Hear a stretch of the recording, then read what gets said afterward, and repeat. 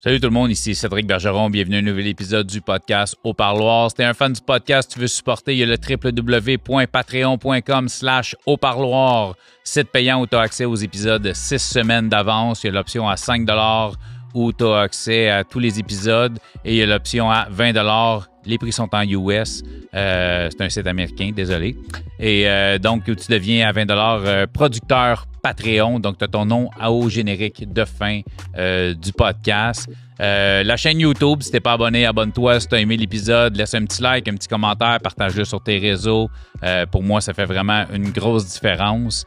Et sinon, il y a le cédricbergeron.com. Sur ce site-là, tu vas avoir accès à tout ce qui est relié au podcast, tous mes réseaux sociaux, les chandails hoodies aussi du podcast Au Parloir sont disponibles. On a une boutique en ligne en collaboration avec l'atelier QG de Trois-Rivières et tout ce qui est relié aussi à ma carrière d'humoriste parce que je suis aussi un humoriste. Donc pour les dates de spectacle, l'achat des billets, tout ça, ça se retrouve tout sur ce merveilleux petit site-là.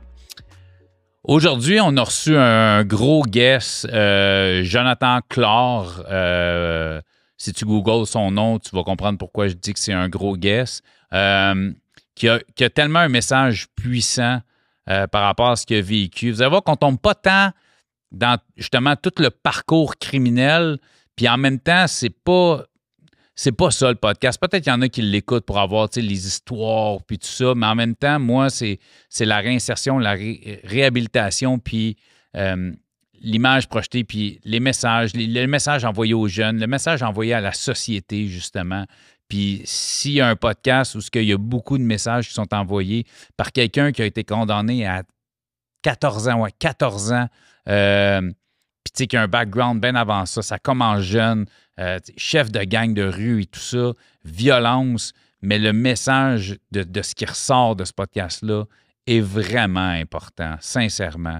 Je me répète à chaque épisode, j'endosse pas nécessairement les gestes, les idéologies, les termes utilisés par mes invités, mais je suis une personne qui prône la liberté d'expression. J'aime les gens francs qui parlent avec leur cœur. Bienvenue au Parloir. Le podcast est une présentation de Play Numbers Game. Play Numbers Game, c'est quoi? Un casino en ligne. Casino qui existe depuis 6 ans. Un des casinos en ligne les plus simples et les plus faciles à utiliser. Paye tes gains en 24 heures via virement Interac. Super simple d'utilisation. C'est le seul casino en ligne qui donne des cadeaux à tous les jours à ses utilisateurs. Oh my God! Wow! Et il y a un lien pour le podcast Au Parloir. Description YouTube, tu vas cliquer direct dessus parce que si tu t'abonnes via le lien Au Parloir, à chaque podcast qui commandite, il y a un tirage de 250 $ parmi les gens qui vont s'être abonnés via le lien du Parloir. C'est malade, là, tu sais. Et en plus, si tu vas sur le site, tu t'abonnes, tu mets un montant, ils t'en donnent directement. Je te dis, ils font des cadeaux. Il y a une chose super importante, c'est fait pour s'amuser. Le jeu doit rester un jeu. Play Numbers Game.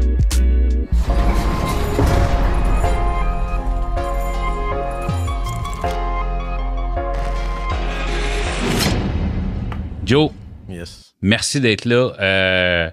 Un gars de Montréal. Maintenant, tu es dans la région de Québec. Tu as fait la route pour venir me rencontrer aujourd'hui. Gros podcast, je pense, qui s'en vient. Je commence toujours par l'enfance puis tout ça. Il y a juste une chose particulière aujourd'hui, puis je voulais commencer avec ça. On tourne le podcast aujourd'hui, 26 octobre, ton anniversaire.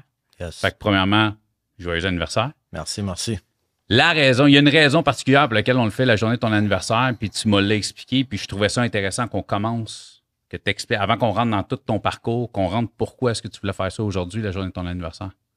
Mais n'importe qui ayant vécu dans la prison va comprendre exactement ce que je suis en train de dire. Parce que quand on rentre en prison, on n'a plus rien à part nos souvenirs. Les bons souvenirs qu'on a. Puis les bons souvenirs, c'est souvent à nos fêtes, à Noël ou les rassemblements avec la famille. Ayant passé toutes mes fêtes adultes quasiment en prison, la première fois que j'avais à le célébrer dehors, c'était difficile. Parce que ça me ramenait tout le temps à une cellule que j'étais dedans. Alors, je me suis dit, comment que je vais faire pour passer à travers ce glitch-là qui est dans ma tête? Puis j'ai dit, la seule façon que je peux enlever un mauvais souvenir, c'est d'en créer un meilleur. Ou est-ce qu'il y a une cause ou quelque chose de plus grand derrière? Alors, j'ai dit, en venant à Montréal, sur ton podcast, la raison pourquoi que je viens, c'est une bonne cause. C'est pour le bien, pour mes enfants et les enfants de tous mes amis, de tout le monde entier qui vont avoir besoin d'avoir quelqu'un qui peuvent entendre parler et qui vont les comprendre d'une manière ils se sentent incompris à tous les jours. Tu es un gars qui, on va le découvrir pendant le podcast, tu as un très gros parcours criminel. Je pense que tu es une preuve vivante de réinsertion et de réhabilitation parce que je pense qu'il y a beaucoup probablement d'intervenants ou de gens qui sont passés dans ta vie depuis que tu es jeune qui se sont dit rien à faire avec ce gars-là, j'imagine. Ah oui? Puis aujourd'hui, tu sais, tu as un job, tu t'es replacé, tu es à Québec, tu t'es éloigné un peu aussi de ton milieu, dans le fond, puis tu es vraiment une preuve de réinsertion et de réhabilitation. Une des raisons pour laquelle vraiment tu es là, parce que pour moi, c'est la chose la plus importante de ce podcast-là, c'est de démontrer que peu importe qui tu as été, peu importe ce que tu as fait, même si tu as fait beaucoup de mal, même si tu as fait des dégâts, il y a toujours la deuxième chance est là, puis mais une deuxième chance qui se mérite et qu'on travaille pour, puis tu en es une preuve, puis c'est pour ça qu'on est là. T'sais. Merci. On va commencer comme je commence toujours. L'enfance, tu viens de quel coin, quel type de famille, puis on va évoluer jusqu'à aujourd'hui. Avant d'aller là, je veux juste reprendre où ce que toi t'as laissé. Pas de problème. Tu sais, la réinsertion, là, tu sais, oui, je me suis réinséré, mais c'est quand même un travail à tous les jours. 100%. C'est quand même un challenge à tous les jours. Pour n'importe qui sort du système carcéral, c'est pas facile. Tu sais, on parle de ressources, il n'y en a pas. On parle d'aide, il n'y en a pas. OK? Il n'y en a pas, je te dis. Moi, là, j'ai une famille qui est là pour moi tous les jours, qui me soutient, qui me supporte. C'est quand même pas facile. OK? C'est pas facile. 100%. Alors, tu sais, quand on va parler de la réinsertion, on va parler de comment on la vit, puis comment on fait pour se donner une chance. Mais une deuxième chance, la société, c'est difficile pour qu'ils te la donnent, encore plus le gouvernement, qui t'ont emprisonné et offert aucune éducation, aucune formation, aucun emploi, aucun rien, connaissance de la vie pour que quand tu ressors, au moins tu puisses devenir quelqu'un de meilleur. Tout ce que tu vis, c'est les injustices des palais de justice. Tu vis des traumatismes que tu pensais jamais que quelqu'un pourrait faire ça au Canada. Puis là, tu dois vivre avec ça en société. Puis après ça, faire confiance à ce même système qui va t'offrir de la réinsertion et de la réhabilitation, c'est très difficile parce que la confiance est brisée. Quand le système te ramasse pendant des années, puis te brasse, puis veut te casser, après ça, c'est dur de faire confiance. Ah oui? C'est drôle parce que, c'est drôle. Non, c'est pas drôle, mais de la façon. Je dis ça, c'est drôle, pas de façon humoristique. C'est que, tu sais, le dernier podcast que j'ai tourné justement ici, c'était un gars qui a fait une thérapie à 19 ans, puis il a été juste abusé pendant sa thérapie, tu sais. Puis il en a fait une deuxième à 57 ans. Tu sais, ça peut. Puis à cause de la première, où est-ce qu'il a été hyper maltraité, jeune, ça a pris des années avant qu'il puisse faire confiance. Ça a pris pratiquement 40 ans avant qu'il puisse faire confiance à une thérapie, ce qui ne fait aucun sens. Là, fait qu'on va reprendre où ce que j'étais. Merci de ce que tu viens de dire. Puis, j'aime avoir la version parce qu'il y a des gens qui m'ont dit des choses différentes de toi. Justement, il y a certains organismes qui les ont aidés à se réinsérer, puis c'était pas de ces organismes-là. Mais souvent, c'est ça, c'est que c'est des organismes qui sont pas avec le gouvernement. Non. C'est des organismes externes. Moi, j'en connais pour avoir travaillé avec certains Réabex, Equitem, qui sont des organismes. Ils ont des subventions du gouvernement, mais c'est pas le gouvernement qui les a mis en place. Ces mesures de réinsertion-là. Moi, quand je te parle de réinsertion au niveau de... on va parler de la population carcérale, 80%, même un peu plus. Là. Ça, c'est selon mes données que j'ai vues en tant qu'être humain en étant là. C'est tous des problèmes qui ont des problèmes de consommation. Des problèmes de santé mentale. Des problèmes de santé mentale. Je le répète tellement souvent. En prison, OK? En prison. Parce que des détenus en prison, ça fait de l'argent. Là. C'est une business. Il y a du profit qui se fait à quelque part avec des détenus incarcérés en prison. Au pénitencier, on travaille un chiffre de 8h30 le matin à 4h, avec les mêmes pauses que dans les usines, pour 2,50 $ par jour. Et puis, il n'y a pas de formation qui vient avec ça. Alors, c'est une business. Alors, quand on parle de réinsertion puis revenir dans la société, comment tu vas donner le 20% d'admettons, les criminels ou ceux qui ont vécu une peine ou une frustration qui les a transformés à devenir un monstre, qui ne sont peut-être pas, mais c'est ça qu'est-ce qu'ils étaient obligés de devenir dans leur environnement. Ces personnes-là qu'on veut sauver ou on veut les montrer qu'il y a peut-être une lumière ailleurs que derrière le AK-47 pour faire du mal, puis à cause que toi, t'as mal, mais comment on fait pour aider ceux-là? C'est quoi qu'on fait? On les met dans des centres correctionnels communautaires, des CCC. Il y en a juste 5 au Québec. Puis là, t'es où? T'es dans une autre prison. Où est-ce que quand tu sors de ta sentence, puis t'arrives dans le bureau avec ton agent de libération, puis t'es tout fier de finalement avoir eu ta liberté, tu dis, hey, des gars comme toi, on serre la vis. Il n'y en a pas de chance. Tu fais une erreur, tu retournes en dedans. Il te reste quoi? 3 ans en libération? M'a te garder en dedans. Tu dis, hey, on se connaît pas. Je viens d'arriver. Il me dit, non, tu ne nous tromperas pas, nous autres. Puis je dis, hein? Je dis, ouais. T'as jamais travaillé de ta vie? Si tu veux un job, il faut que tu commences comme laveur de vaisselle. Puis t'es là, puis t'es assis, tu étais tout content d'être libre. Finalement, j'ai payé ma dette, puis là, tu reviens en société, puis là, t'es dans une autre prison. Puis même après que tu finis, tu vas appliquer pour un job. Tu te dis, shit, j'ai fini, j'ai réussi. Puis là, ils vont t'engager, ils vont te Google, puis ils vont te congédier. Sur une autre sentence, encore. Parce que c'est l'information du public. Il y a 30 ans, un pédophile violeur en série, là, passait dans le journal. 2 semaines plus tard, ils ont oublié, il y a une job dans une autre province. Pas de problème, parce qu'il ne l'a pas dit. Mais aujourd'hui, avec Google, avec l'Internet, c'est une sentence à vie, peu importe. Une image tendue. Moi, mes enfants, bientôt, ils vont être capables de lire. J'ai besoin qu'ils lisent leur vrai père, pas le père que les médias ont dépicté parce qu'ils pensaient qu'il allait avoir des views ou qu'il y avait besoin d'une subvention du gouvernement parce qu'il y a de la violence comme des gens comme lui. Où est-ce que vous avez appris à connaître la vraie personne? Aucunement.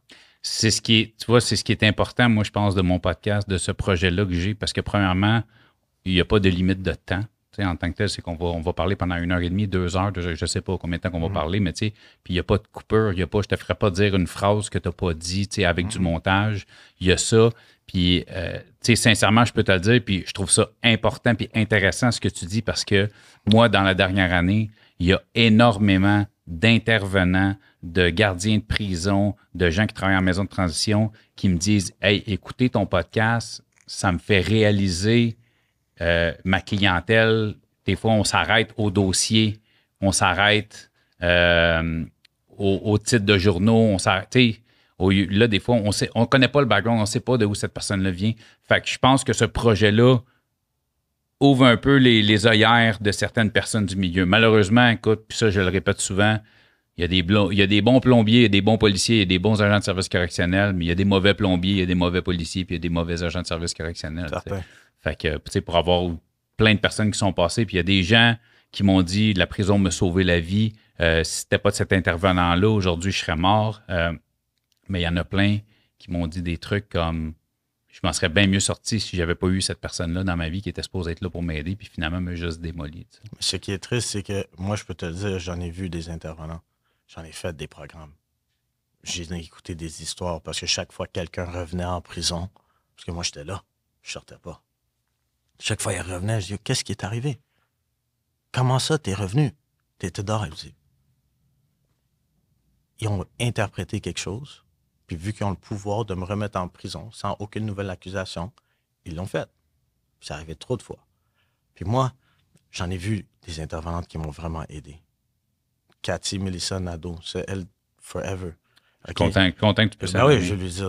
Elle sait que je vais lui dire. Je lui ai dit, je lui ai montré reconnaissance toujours. Parce que c'était la seule qui venait me voir en isolement pendant que j'étais dans le trou 23 heures sur 24, pendant 168 jours, avec pas le droit d'absolument rien, 4 téléphones de 20 minutes par mois pour maintenir des relations externes. Puis il voulait me envoyer à l'autre bout du Canada, OK, quand ma cote de sécurité était médium parce qu'ils ont décidé. Puis elle venait à m'emmener des programmes, à m'emmener des affaires que je pouvais faire. La moindre petite chose. Elle a pris le temps de me voir au moment où j'étais dans le plus dans ma réflexion pour m'aider à me remettre en question. Elle a pris le temps d'aller voir plus loin que le dossier, finalement. Ouais, elle m'a aidé. C'est la seule. Tout au long de ma prison au pénitencier.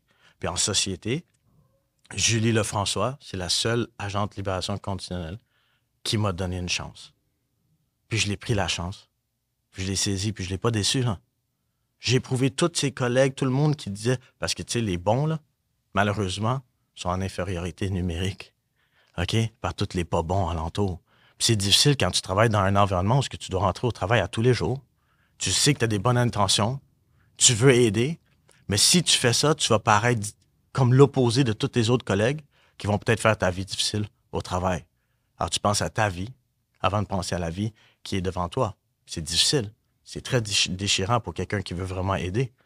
Puis moi, je l'ai vu. Alors moi, j'ai juste montré que Julie, elle avait pas mal misé.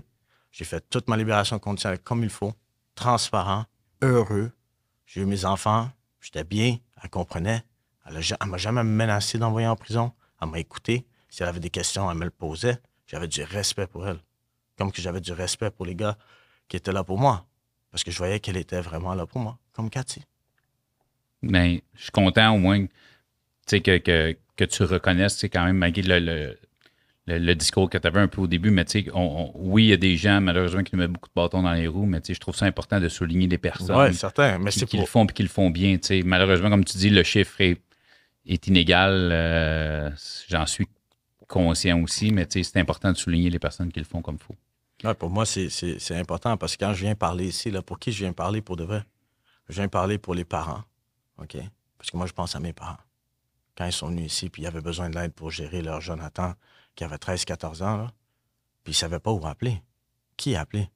Qui va comprendre ou être capable de parler à mon fils? Je parle à ces parents-là. S'ils ont besoin de l'aide, moi, je suis là. OK? Je parle aux intervenants qui disent « Shit, on essaie de parler à ces gars-là, mais il n'y a pas personne qui écoute parce que soit lui il est trop bandit ou soit lui il est trop ça. » Mais je suis là. Appelez-moi. Je me fais tellement... Écoute, man, je vais te les forward. Je suis très sérieux. Si tu me dis ça, je vais te forwarder des... Man, si tu savais les parents qui m'écrivent pour avoir un coup de main, puis moi, je dis, écoute, je suis pas la personne... Moi, je reçois des gens qui se sont justement réinsérés, réhabilités. Fait que pour moi, c'est facile de discuter avec ces gens-là. Mais un jeune, toi, tu étais jeune-là. Fait que, je l'étais, le jeune avec le AK-47 à 14 ans, pensant que c'est ça la vie, puis comment que je dois la vivre par rapport aux brisures que j'ai eues dans ma vie qui m'ont fait de la peine. OK, le détachement du noyau familial, parce que je me sentais incompris par des parents qui faisaient tout pour essayer de me comprendre. Tout. Mais sauf, ils ne comprenaient pas c'était quoi la culture, le Canada, où ils sont. Mm-hmm. Les prisons, la majorité des prisonniers, bandits, gangs de rue, c'est des enfants d'immigrants première génération, où ce que les parents y arrivent avec leurs valeurs, leur culture ici. On les enseigne rien, on les donne pas aucun entraînement de savoir c'est quoi le Québec par rapport... Non, tu peux chanter au Canada, tu as tes papiers, puis bienvenue, trouve-toi un job, puis paye tes impôts. Alors là, qu'est-ce qui arrive, c'est que l'enfant, quand il commence à arriver au secondaire, puis les parents ne comprennent pas qu'est-ce qu'il demande comme sortie ou qu'est-ce qu'il veut faire avec des amis ou ci puis ça, ben qu'est-ce que ça fait? Ça fait un détachement du noyau familial. Puis une révolte. OK, une révolte. Puis après ça, l'enfant, il va où? Il va vers les amis dans la rue pensant qu'ils le comprennent. Une deuxième famille. Exact. Alors, le problème commence à pas à cause des parents, parce que moi, je peux te dire, mes parents, c'était les meilleurs parents. Ils m'ont donné tout ce qu'ils avaient au meilleur de leur connaissance. Ben, gars, on va y aller. C'est pas mal comme... Non, mais c'est pas mal comme ça. Je commence justement en général. Fait que, justement, parler de tes parents qui ont immigré au Canada. Toi, t'es né ici? Premier. Tes parents ont immigré en quelle année? 76. En 76. T'es arrivé au monde en quelle année? 87. Fait que ça faisait Est-ce que tu es le plus vieux de la famille? Ou... J'ai un grand frère et une grande sœur, rest in peace. Jenny, elle est décédée juin dernier, pas ce juin, mais le jour d'avant. J'avais une sœur handicapée, elle était aveugle, elle vivait avec nous tout le temps. Puis mon grand frère, lui, Carlos, il était avec nous aussi. Et lui, il vit à Montréal présentement. Okay. Mais eux autres sont nés dans le pays. Moi, je suis né ici. Fait que tu es le seul qui est né ici. Puis j'ai un petit frère né. Un petit frère aussi né ici. Fait qu'une bonne famille. Est-ce que tu es le seul qui a bifurqué? Ben, je pense que moi et mon frère, on a vécu les challenges de la société au Québec. Le plus vieux ou le plus jeune? Le plus jeune, OK. Oui, parce qu'on était 1 an de différence. C'est pas mon petit frère, c'est mon frère. C'est ton frère, oui. Je le vois pas plus petit que moi. Tu vois? Il y a plein de choses qui est plus grand que moi, puis il est meilleur, puis je l'envie, puis je l'apprécie pour ça. Là.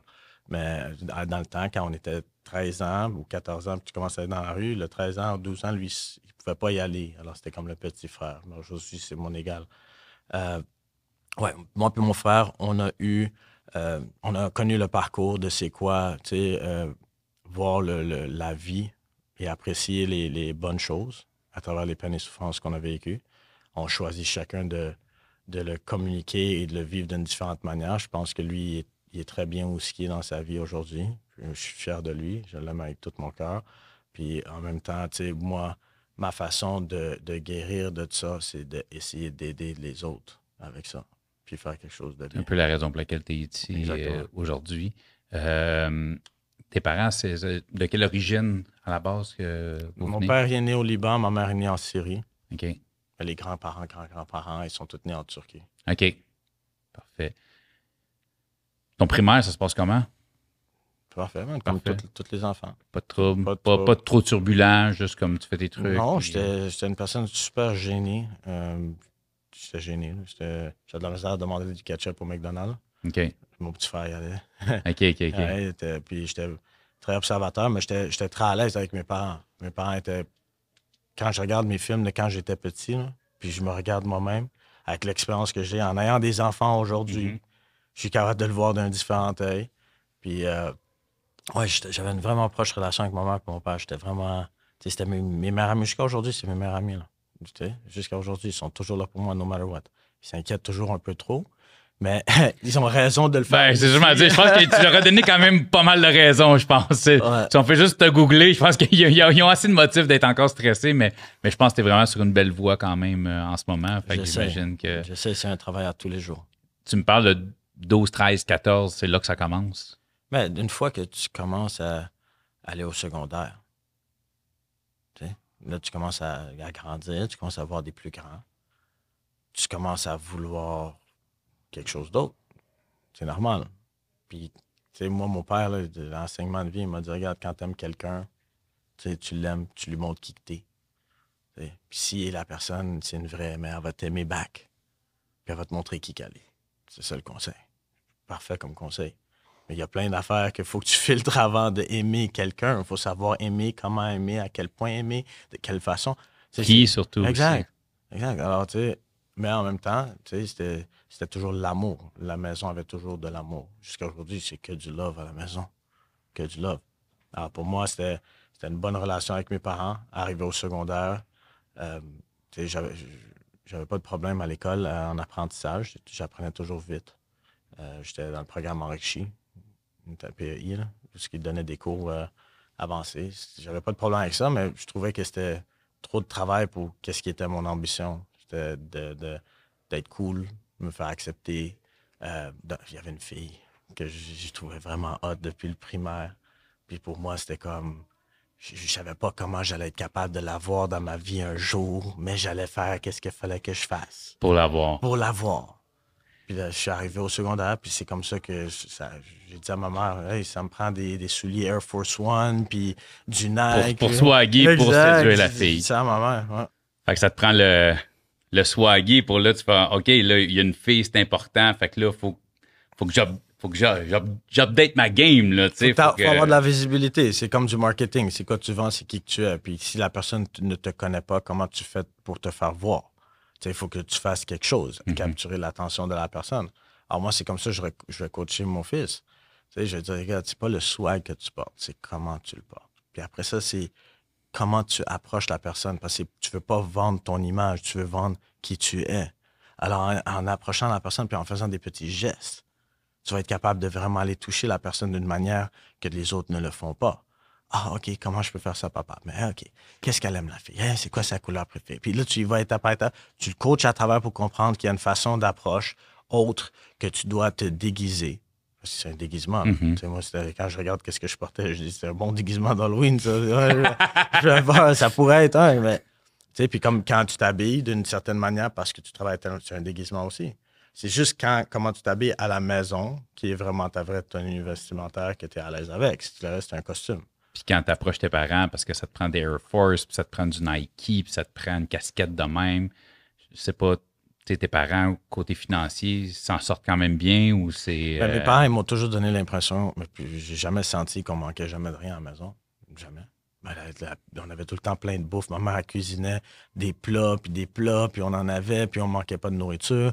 On faisait toutes les activités qu'on pouvait faire. Mes parents qui connaissaient, ils ont, comme je te dis, arrivés au Québec, ils n'ont pas eu Le zoo de Granby, c'est par là-bas, puis la ronde, c'est là. Ils puis non, découvrent c'est tranquillement, eux autres, des activités, puis ils n'avaient pas aussi accès à l'Internet comme nous autres. Alors, on faisait des activités régulières, donc je ne sentais pas que je manquais de rien. Je jouais au hockey. Ils ont acheté tout mon équipement.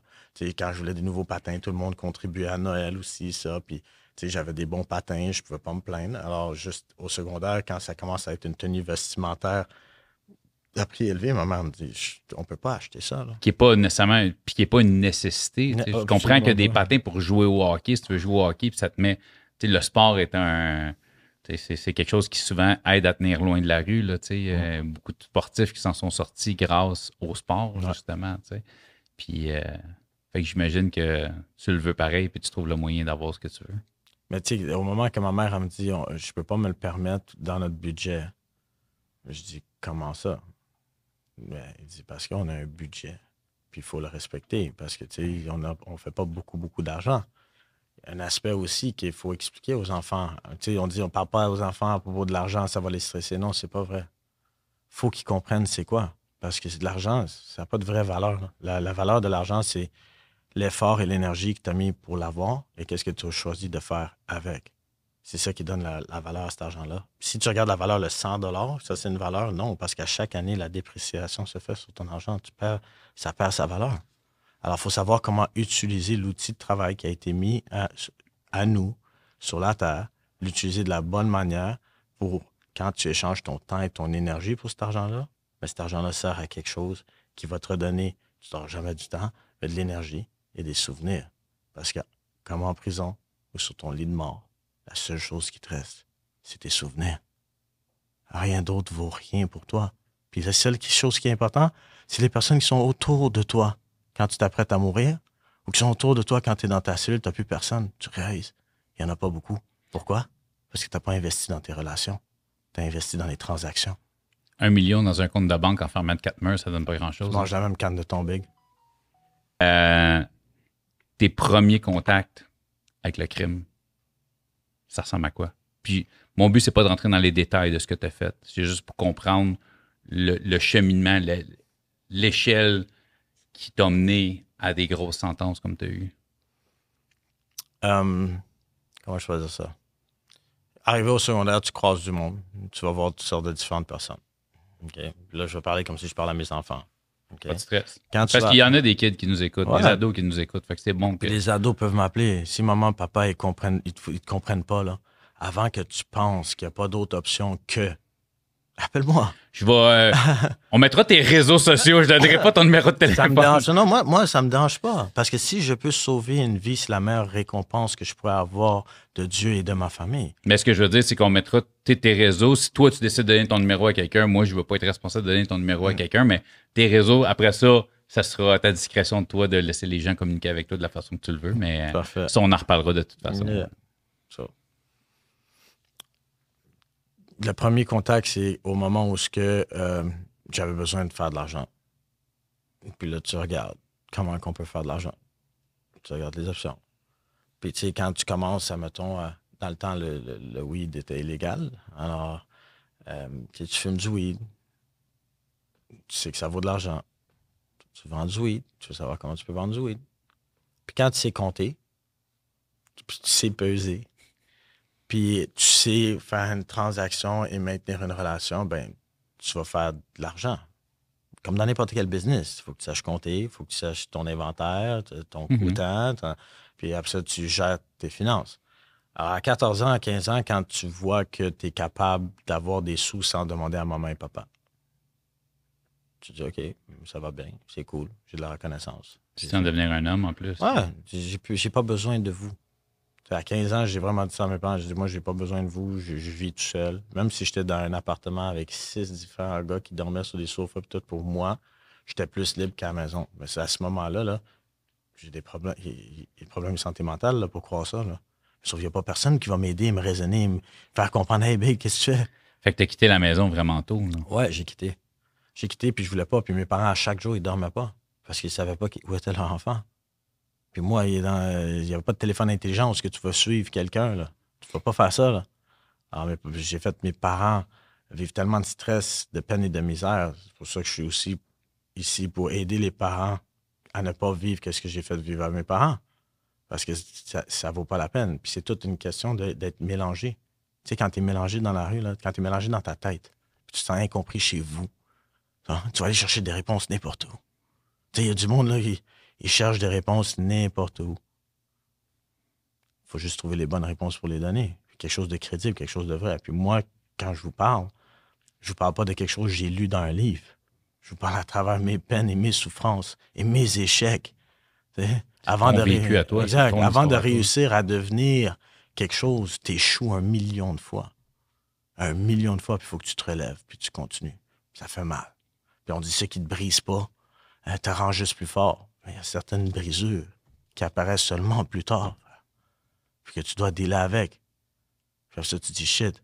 C'était peut-être plus facile d'être dans ce monde-là parce que rester fort, c'était une mentalité, puis ignorer certaines choses, c'était plus facile que les vivre. Puis seulement quand tu commences à vivre les émotions ou les brisures ou les peines, que tu constates certaines choses à propos de toi, puis à propos de comment que tu devrais gérer ta vie en conséquence de les personnes qui sont autour de toi.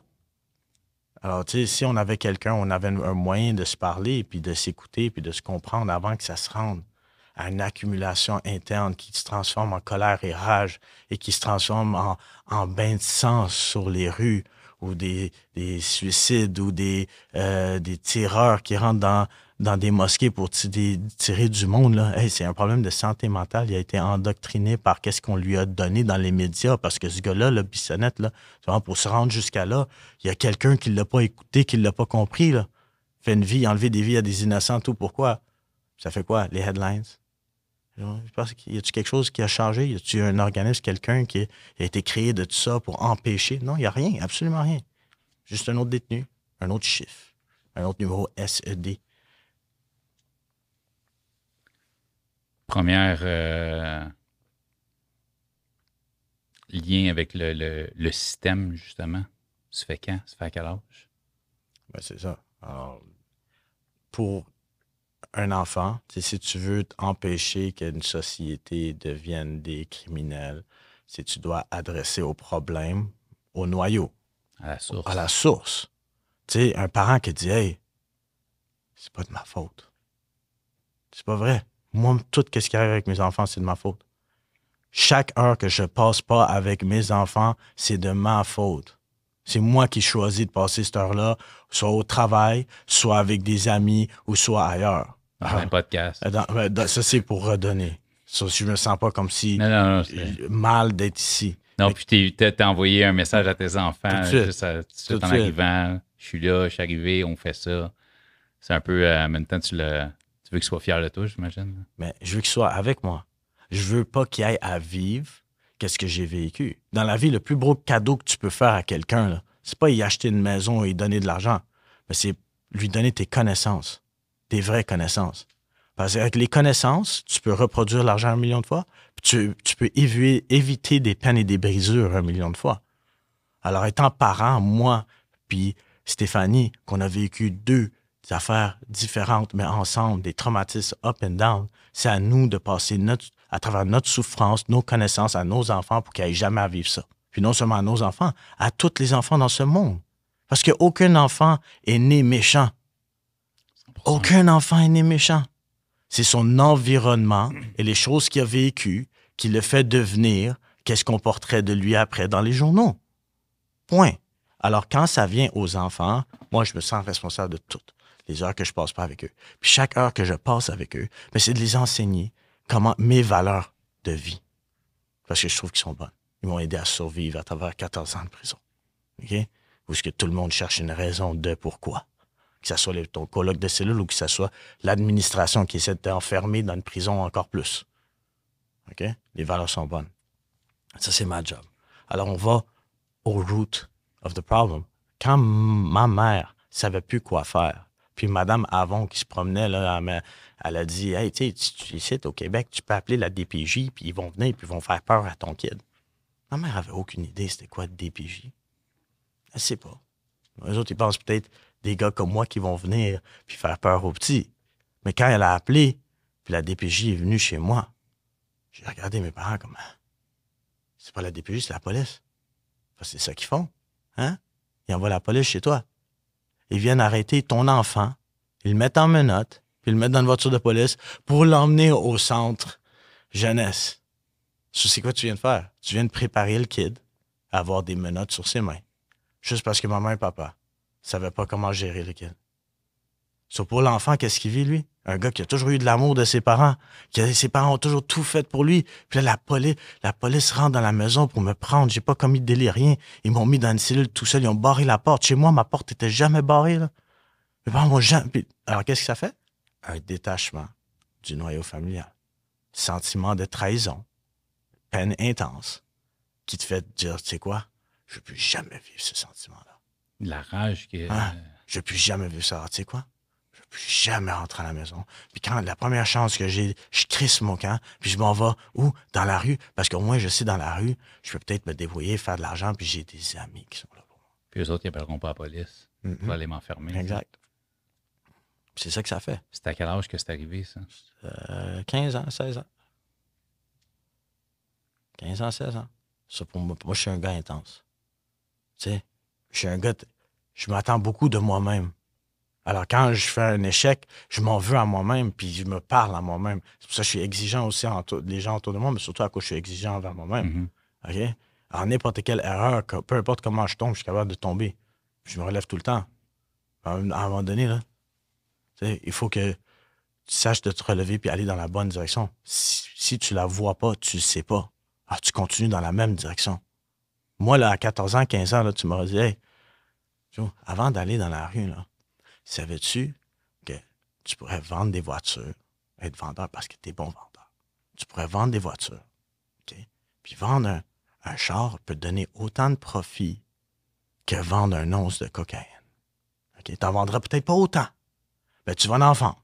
OK? Puis tu n'as pas besoin de formation professionnelle. Tu n'as pas besoin de cours en ci. Tu n'as même pas besoin de secondaire.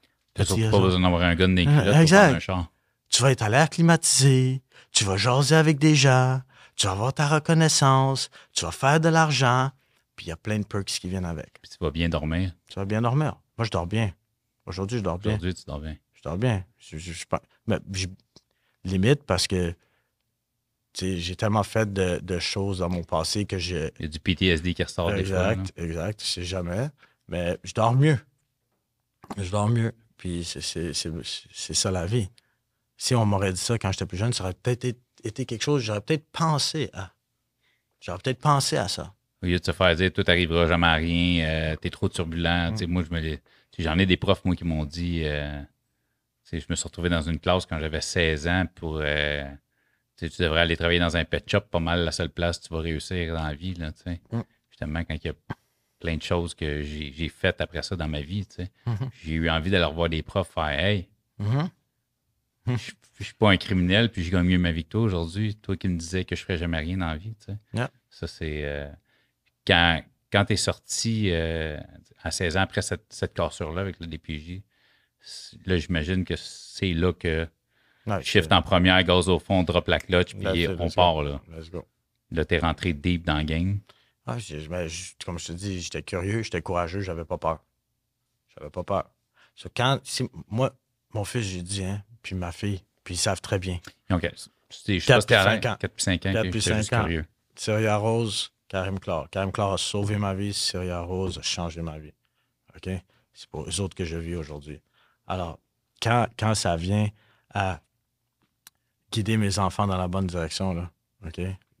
Chaque move que je fais compte. Tout. Puis c'est pas facile. Parce que eux autres, ils me regardent avec des yeux comme personne d'autre me regarde. Ils comptent sur moi d'une façon que personne d'autre compte sur moi. Même j'avais 100 gars en prison qui comptaient sur moi pour faire du bon temps. On en a fait du bon temps. Mais la pression n'était pas aussi lourde que la pression de mes enfants qui me regardent. C'était plus facile, ça. OK?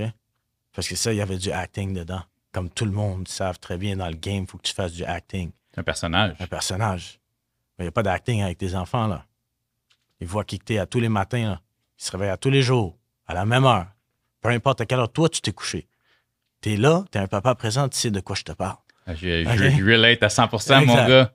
Ça, Et les deux cocottes qui ont eu 11 ans il y a 2 jours, man. Fait que, félicitations. je connais le truc, là. T'as pas le choix. Il y a pas, justement, il y a pas de personnage, il y a pas... Pas de personnage. avec mes enfants, je suis pas un humoriste, je suis pas un podcaster, là. Je suis pas... ils s'en foutent, eux autres. Le char que je conduis, ils en ont rien à foutre, eux autres, là. Ouais. C'est juste le papa, là, tu sais, qui est important pour eux Comme autres. je te dis, mon kid, tu peux y acheter un gros jouet dans une boîte, il va sortir le jouet, il va vouloir jouer avec la boîte, avec papa.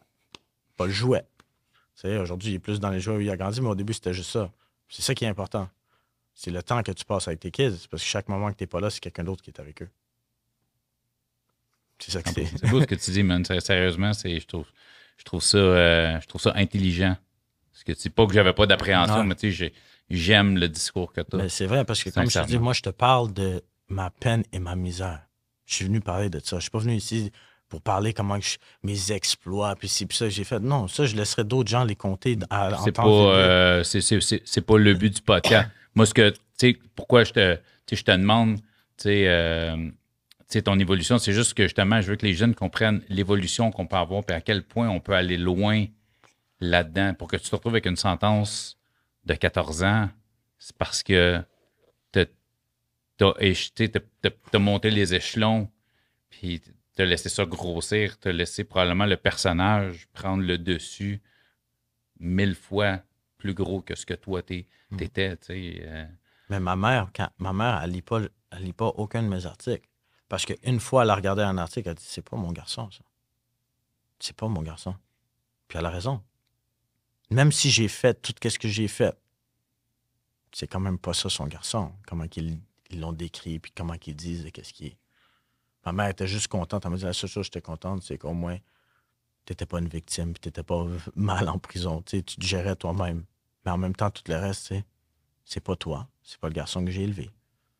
Puis t'es meilleur que ça. Puis c'est vrai. Qu'est-ce qu'il a fait parce que, tu sais, moi, j'ai souvent dit, mais ce que je considère comme étant de vrais criminels, pas, tu sais, on parlait que 80% des prisons sont remplies de gens qui ont des problèmes de santé mentale, de personnes qui ont des problèmes de consommation. Ouais. Et peut-être moi, je mets ça en 10 et 15, maximum 20% de gens qui sont de véritables criminels, donc qui vivent du crime, puis c'est pour c'est leur vie. C'est pas parce que j'ai volé un dépanneur parce que j'ai besoin de dope, c'est pas parce que j'ai des problèmes de santé mentale, tu sais. Même si oui, il y a certains enjeux, comme tu disais quand même, quand t'es rendu à faire des trucs comme ça, ben t'es pas 100% toi-même, tu sais. Mais quelqu'un qui décide que c'est cette vie-là, tu sais, qu'est-ce qu'il fait? Parce que t'es intelligent. Un criminel de carrière, c'est des gens brillants, c'est des gens intelligents. Moi, si t'es capable de gérer 100 gars, t'es capable de gérer une usine. Oui, certain. Tu comprends, tu sais? Certain. Fait que, tu sais, il y a des skills que t'es allé chercher dans la rue probablement qui t'aident aujourd'hui, mais que t'aurais pu, comme tu disais, si on m'avait dit que je pouvais vendre des chars au lieu de vendre de la coke, t'aurais peut-être propriétaire de 3 dealers Ford aujourd'hui, tu sais, façon de parler, tu sais. Ben, c'est drôle, tu sais, je regarde un peu, je suis un peu, comme maintenant que je suis dans le monde légal, j'ai passé 1 an à travailler, tu sais, dans le monde des véhicules, puis, tu sais, le 1 an, c'était pas pour l'argent, là. Tu sais, oui, je faisais une paye assez pour être capable de continuer à faire mes paiements et vivre. Quand même vivre, c'est ça. Mais c'était exactement. plus les connaissances. Parce qu'il y avait plein de choses dans ce monde à connaître. Si tu veux être capable d'avoir une business, il faut que tu connais la business. Puis c'est pas en prison qu'ils vont te laisser entrer aucun livre éducatif. Si ça vient pas de leur ministère d'éducation à eux qui décident, puis tu n'as pas le droit d'avoir aucune étude avancée au-dessus du secondaire 5 au maximum, puis 2 cours de collège qui est philosophie puis sociologie au médium. Tu peux pas faire aucune autre étude, aucune formation à distance, aucune connaissance. Tu n'as pas le droit de faire entrer aucun livre comme ça. Ils te le laissent pas. Tu n'as pas le droit d'essayer de devenir une meilleure personne si ce n'est pas à travers leurs outils à eux.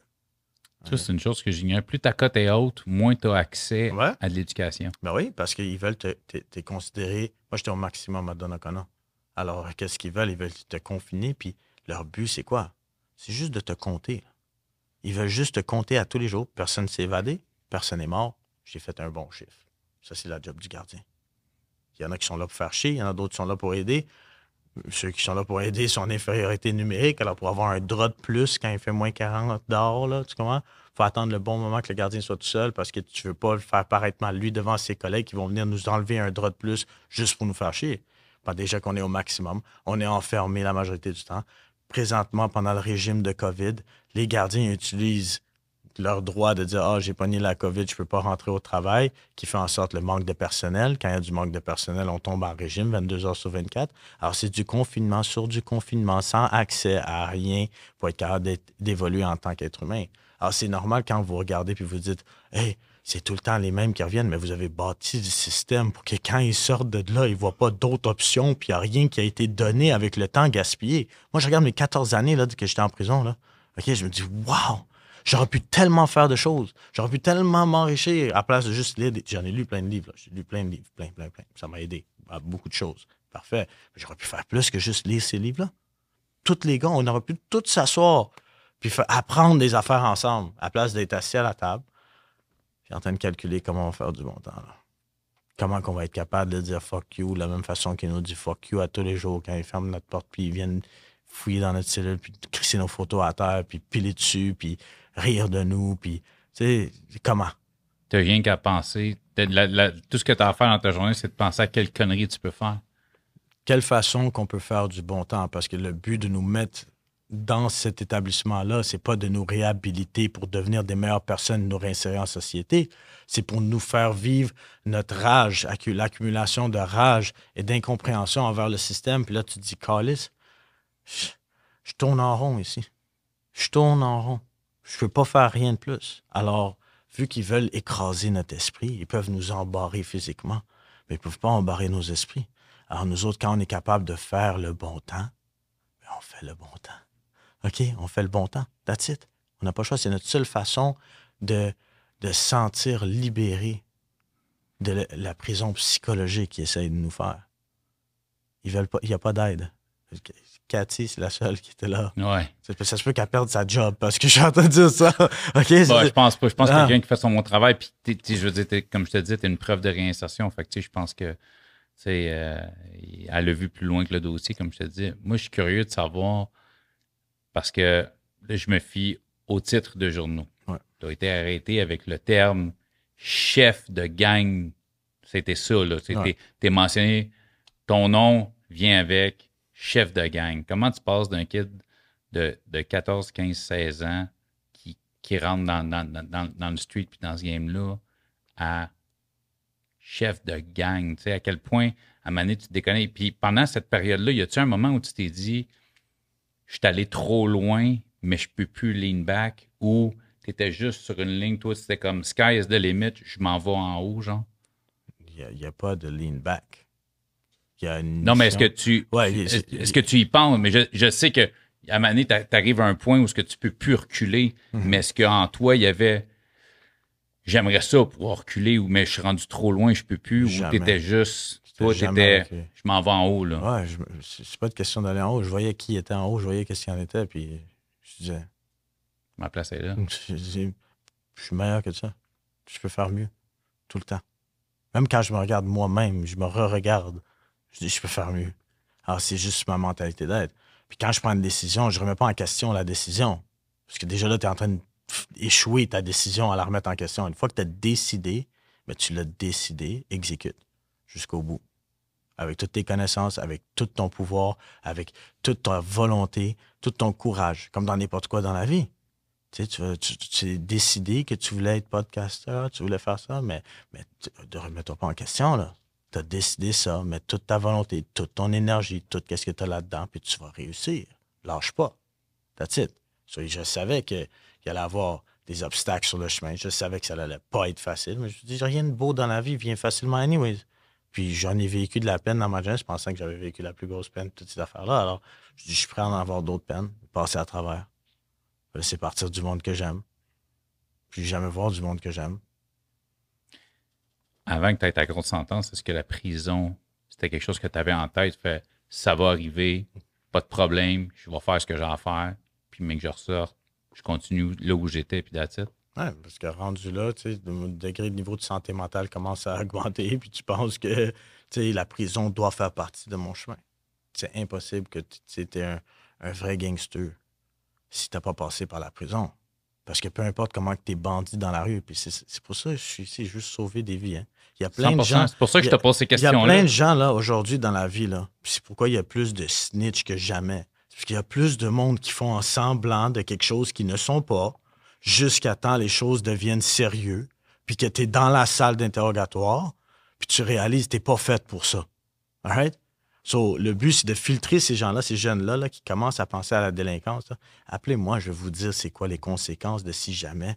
Puis on va éviter que vous deveniez des snitchs, puis on va éviter que du monde rentre en prison, puis on va éviter qu'il y ait plus de violence qui ne servent à rien. OK? La violence, ça va toujours faire partie du monde. Le Québec a été bâti sur de la violence, big. Tous les pays ont été bâtis sur de la violence. Du monde se sont fait tuer, attachés, violer. Tous les crimes qui mettent des gens en prison pour le même gouvernement. Il les a faites avant, tu sais, ceux qui ont implanté le gouvernement. Alors, on ne suit pas les lois de Dieu, on suit les lois de l'être humain qui est ici. All right? C'est pour ça, quand tu parlais de 20% des criminels, c'est des criminels à la vie, c'est pas des... Tu sais, on disait que Jésus, c'est un criminel avec ses disciples. 300 ans plus tard, c'est devenu la religion. C'était juste le monde qui avait une différente vue de la vie, de comment que ça devrait être. Crée-moi, quelqu'un ne va pas devenir criminel. Parce qu'à quelque part, il voit des injustices. C'est injuste. OK? Que tu me charges 80$ pour aller à iSault, OK? Je suis supposé d'emmener mes enfants. Je dois acheter les bas en plus, OK? Parce que j'ai perdu l'autre bas dans le ménage. Ça, c'est injuste. Mais qu'est-ce qui est juste? C'est la madame autochtone qui a la maison d'Halloween, OK? Qu'elle a tout décoré sa maison, que c'est gratuit. Les enfants peuvent aller là-bas, puis il y a un pot de contribution, puis tu dis, donnez ce que vous pouvez donner. Ça, c'est juste. Mais dans le monde que nous, on vit, là, le monde capitaliste, au Canada, Québec, ben il y a un prix sur ton enfant. Tu veux de la joie pour ton enfant, mais il faut que tu payes. Et tu vas payer. Parce que tu n'as pas d'autre choix. Puis ça, c'est dans ton budget, dans ton argent qui déprécie année après année. Ton temps et ton énergie que tu échanges pour cet argent-là. Allô? Ça enrage des papas. Je suis sûr qu'il y a des papas qui vont dire, il a raison. C'est pas mal ce que j'avais en tête. Là, je le disais pas, mais c'est pas mal. Il saute, j'aime tellement. Ouais. Alors, c'est pas. Moi, je vois pas ces gens-là comme des criminels ou des. Ils ont une philosophie, une opinion de comment ils voient la vie, que moi, je partage grandement dans différentes manières. Là. OK? Trust me, ma philosophie est très, très, très élaborée. Puis c'est sur ça que je me base quand je réponds à des questions ou whatever que tu me demandes. Alors, c'est les gars, le 20%, c'est les gars qui sont capables de vivre de la peine. Sont capables de dealer avec leur peine. Sont prêts à prendre le risque pour la récompense qui vient et ne pas aller contre leurs valeurs et leur intégrité. C'est juste ça. C'est ça qui fait de toi un vrai criminel parce que c'est ça le titre que les autres veulent dire. Moi, je dis, fais juste toi un vrai homme, pas un criminel.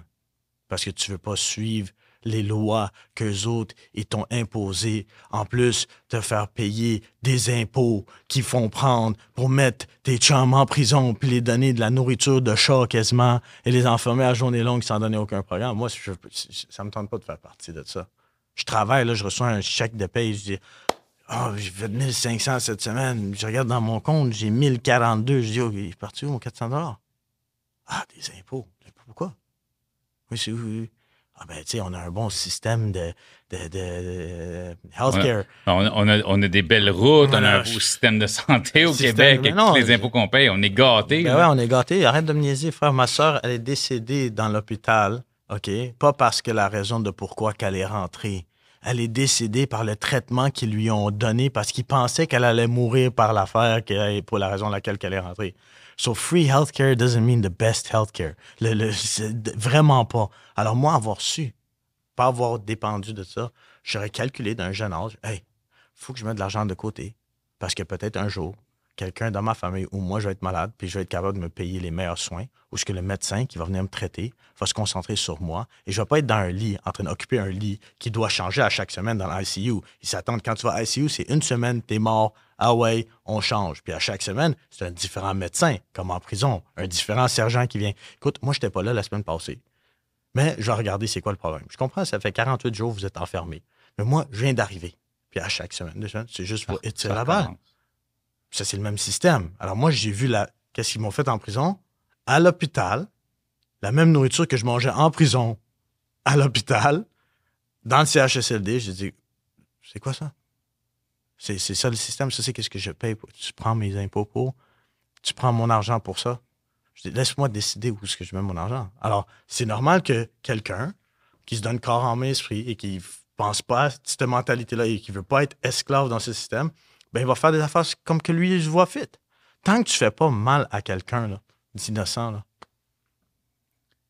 On dirait que tu lis dans mes pensées parce que c'est exactement là que je m'en allais. Mm. Parce que quand tu es dans cette game-là, il y a de la violence, il y a du mal qui est fait psychologiquement et physiquement à tout le monde. On ne va pas se le cacher. Là, Ouais. puis je te mets pas on the spot. Puis comme je te dis encore là, le but, c'est pas de parler nécessairement de ce que tu as fait, mais tout ça.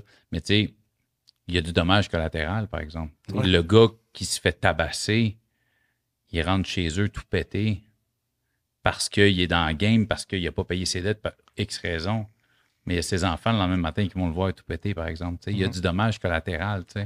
Fait que, c'est un peu pour ça aussi que je parle de la criminalité. Je comprends quand tu dis ça, on ne touche pas aux innocents. Il y a certaines règles dans la rue qu'on tente de respecter, qui je trouve de plus en plus, malheureusement, et de moins en moins respectées avec les années. Plus on avance, plus je trouve que il y a certaines règles de femme, enfant. Tu ne tires pas sur quelqu'un s'il est avec sa femme et ses enfants. Je trouve que c'est devenu quelque chose qui est de moins en moins présent, je pense, dans la mentalité criminelle aujourd'hui. Mais tu sais, c'est des choses auxquelles aujourd'hui, tu penses, tu réfléchis à ce qui a été fait, ou même déjà à cette époque-là, tu es comme, je comprends, mais it's a part of the game, puis j'ai pas le choix de lever le tapis et de balayer ça en dessous, Moi, je vais puis te le continuer. dire. Moi, je suis un papa. OK? Moi, je suis un papa. Alors, si je choisis d'aller dans la rue, c'est parce que j'accepte les conséquences qui viennent avec, en tant qu'homme, parce qu'on parlait des vrais hommes, là. OK? Alors, moi, je sais que j'ai des enfants à la maison, puis je ne veux pas rentrer à la maison, soit avec du sang sur les mains ou tabasser. Alors, je ne vais pas me mettre dans des situations de même.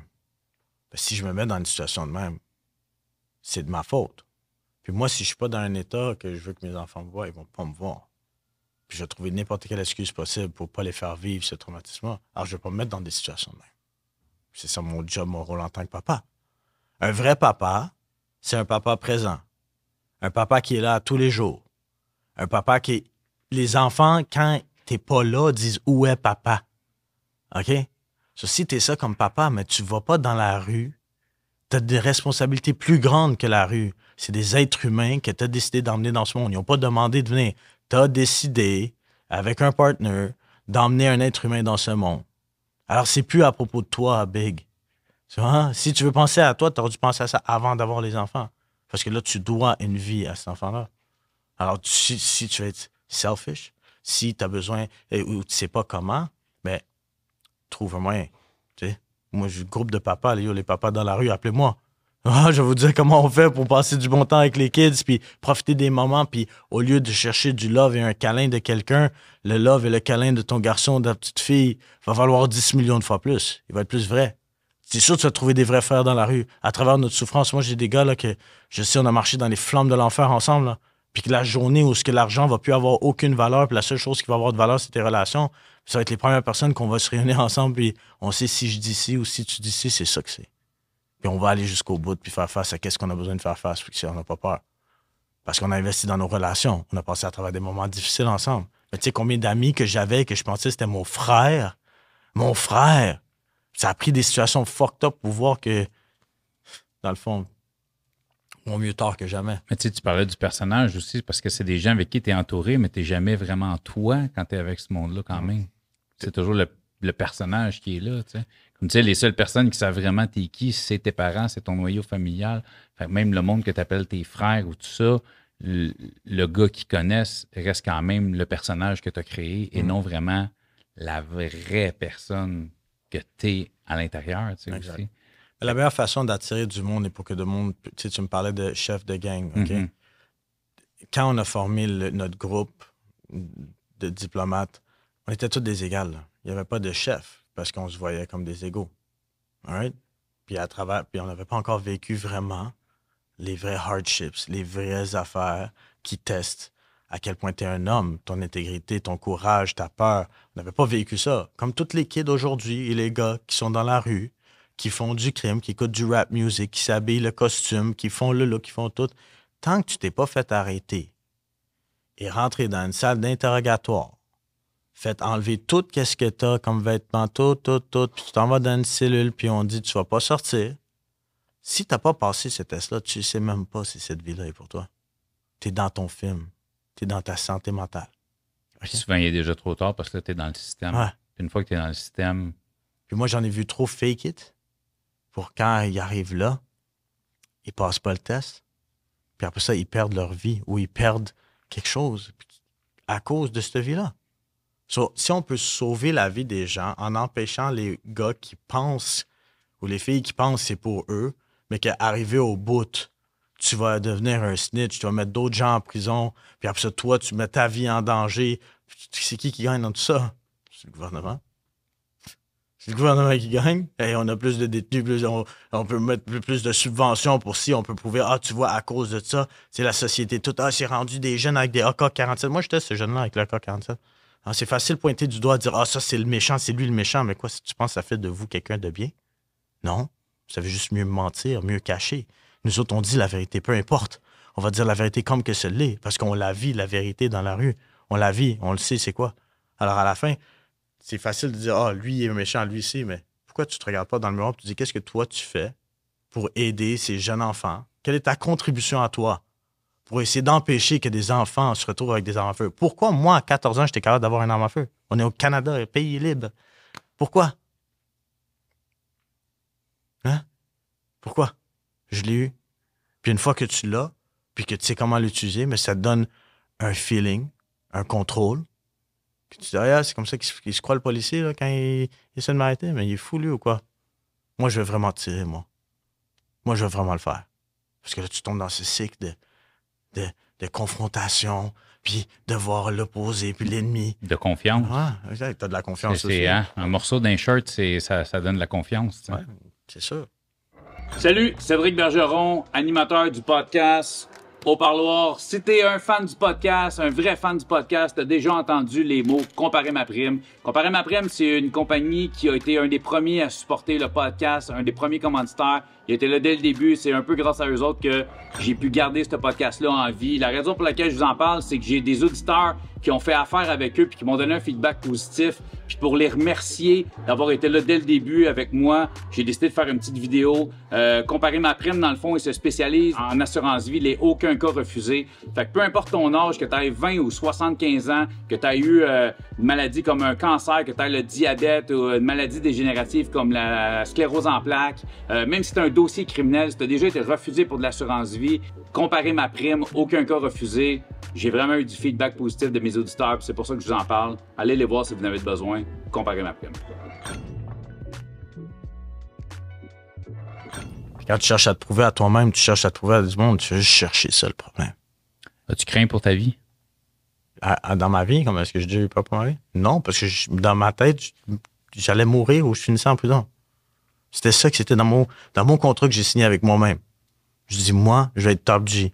Moi, avec mon monde à moi, là, OK, je sais c'est quoi le game, là. Ça fait assez de briseux, puis assez de fois que j'ai été victime de ci ou ça, que je connais assez pour unir les gars, puis donner le courage, pour bâtir le mouvement, pour être capable de faire face à tout ce qui va venir. Puis je sais que mes intentions, c'est pas de crosser, voler ou trahir personne, parce que ça va pas selon mes valeurs. Tant que tu montes ça dans le game, dans la rue ou comme dans n'importe quel business légal, ben ça va attirer des gens à ça. Parce que soit qu'ils ont ces valeurs-là ou ils aimeraient développer des valeurs comme ça, puis c'est en t'entourant du monde de même que tu vas y arriver. Alors, c'est dans ce contexte-là que je deviens chef, parce que si le gars qui était comme grand frère pour moi, là, que je regardais, puis qui venait coucher chez mes parents, puis des fois, il empruntait notre linge, je le voyais comme un grand frère, puis ce gars-là est devenu un délateur, puis il a snitch tout au complet.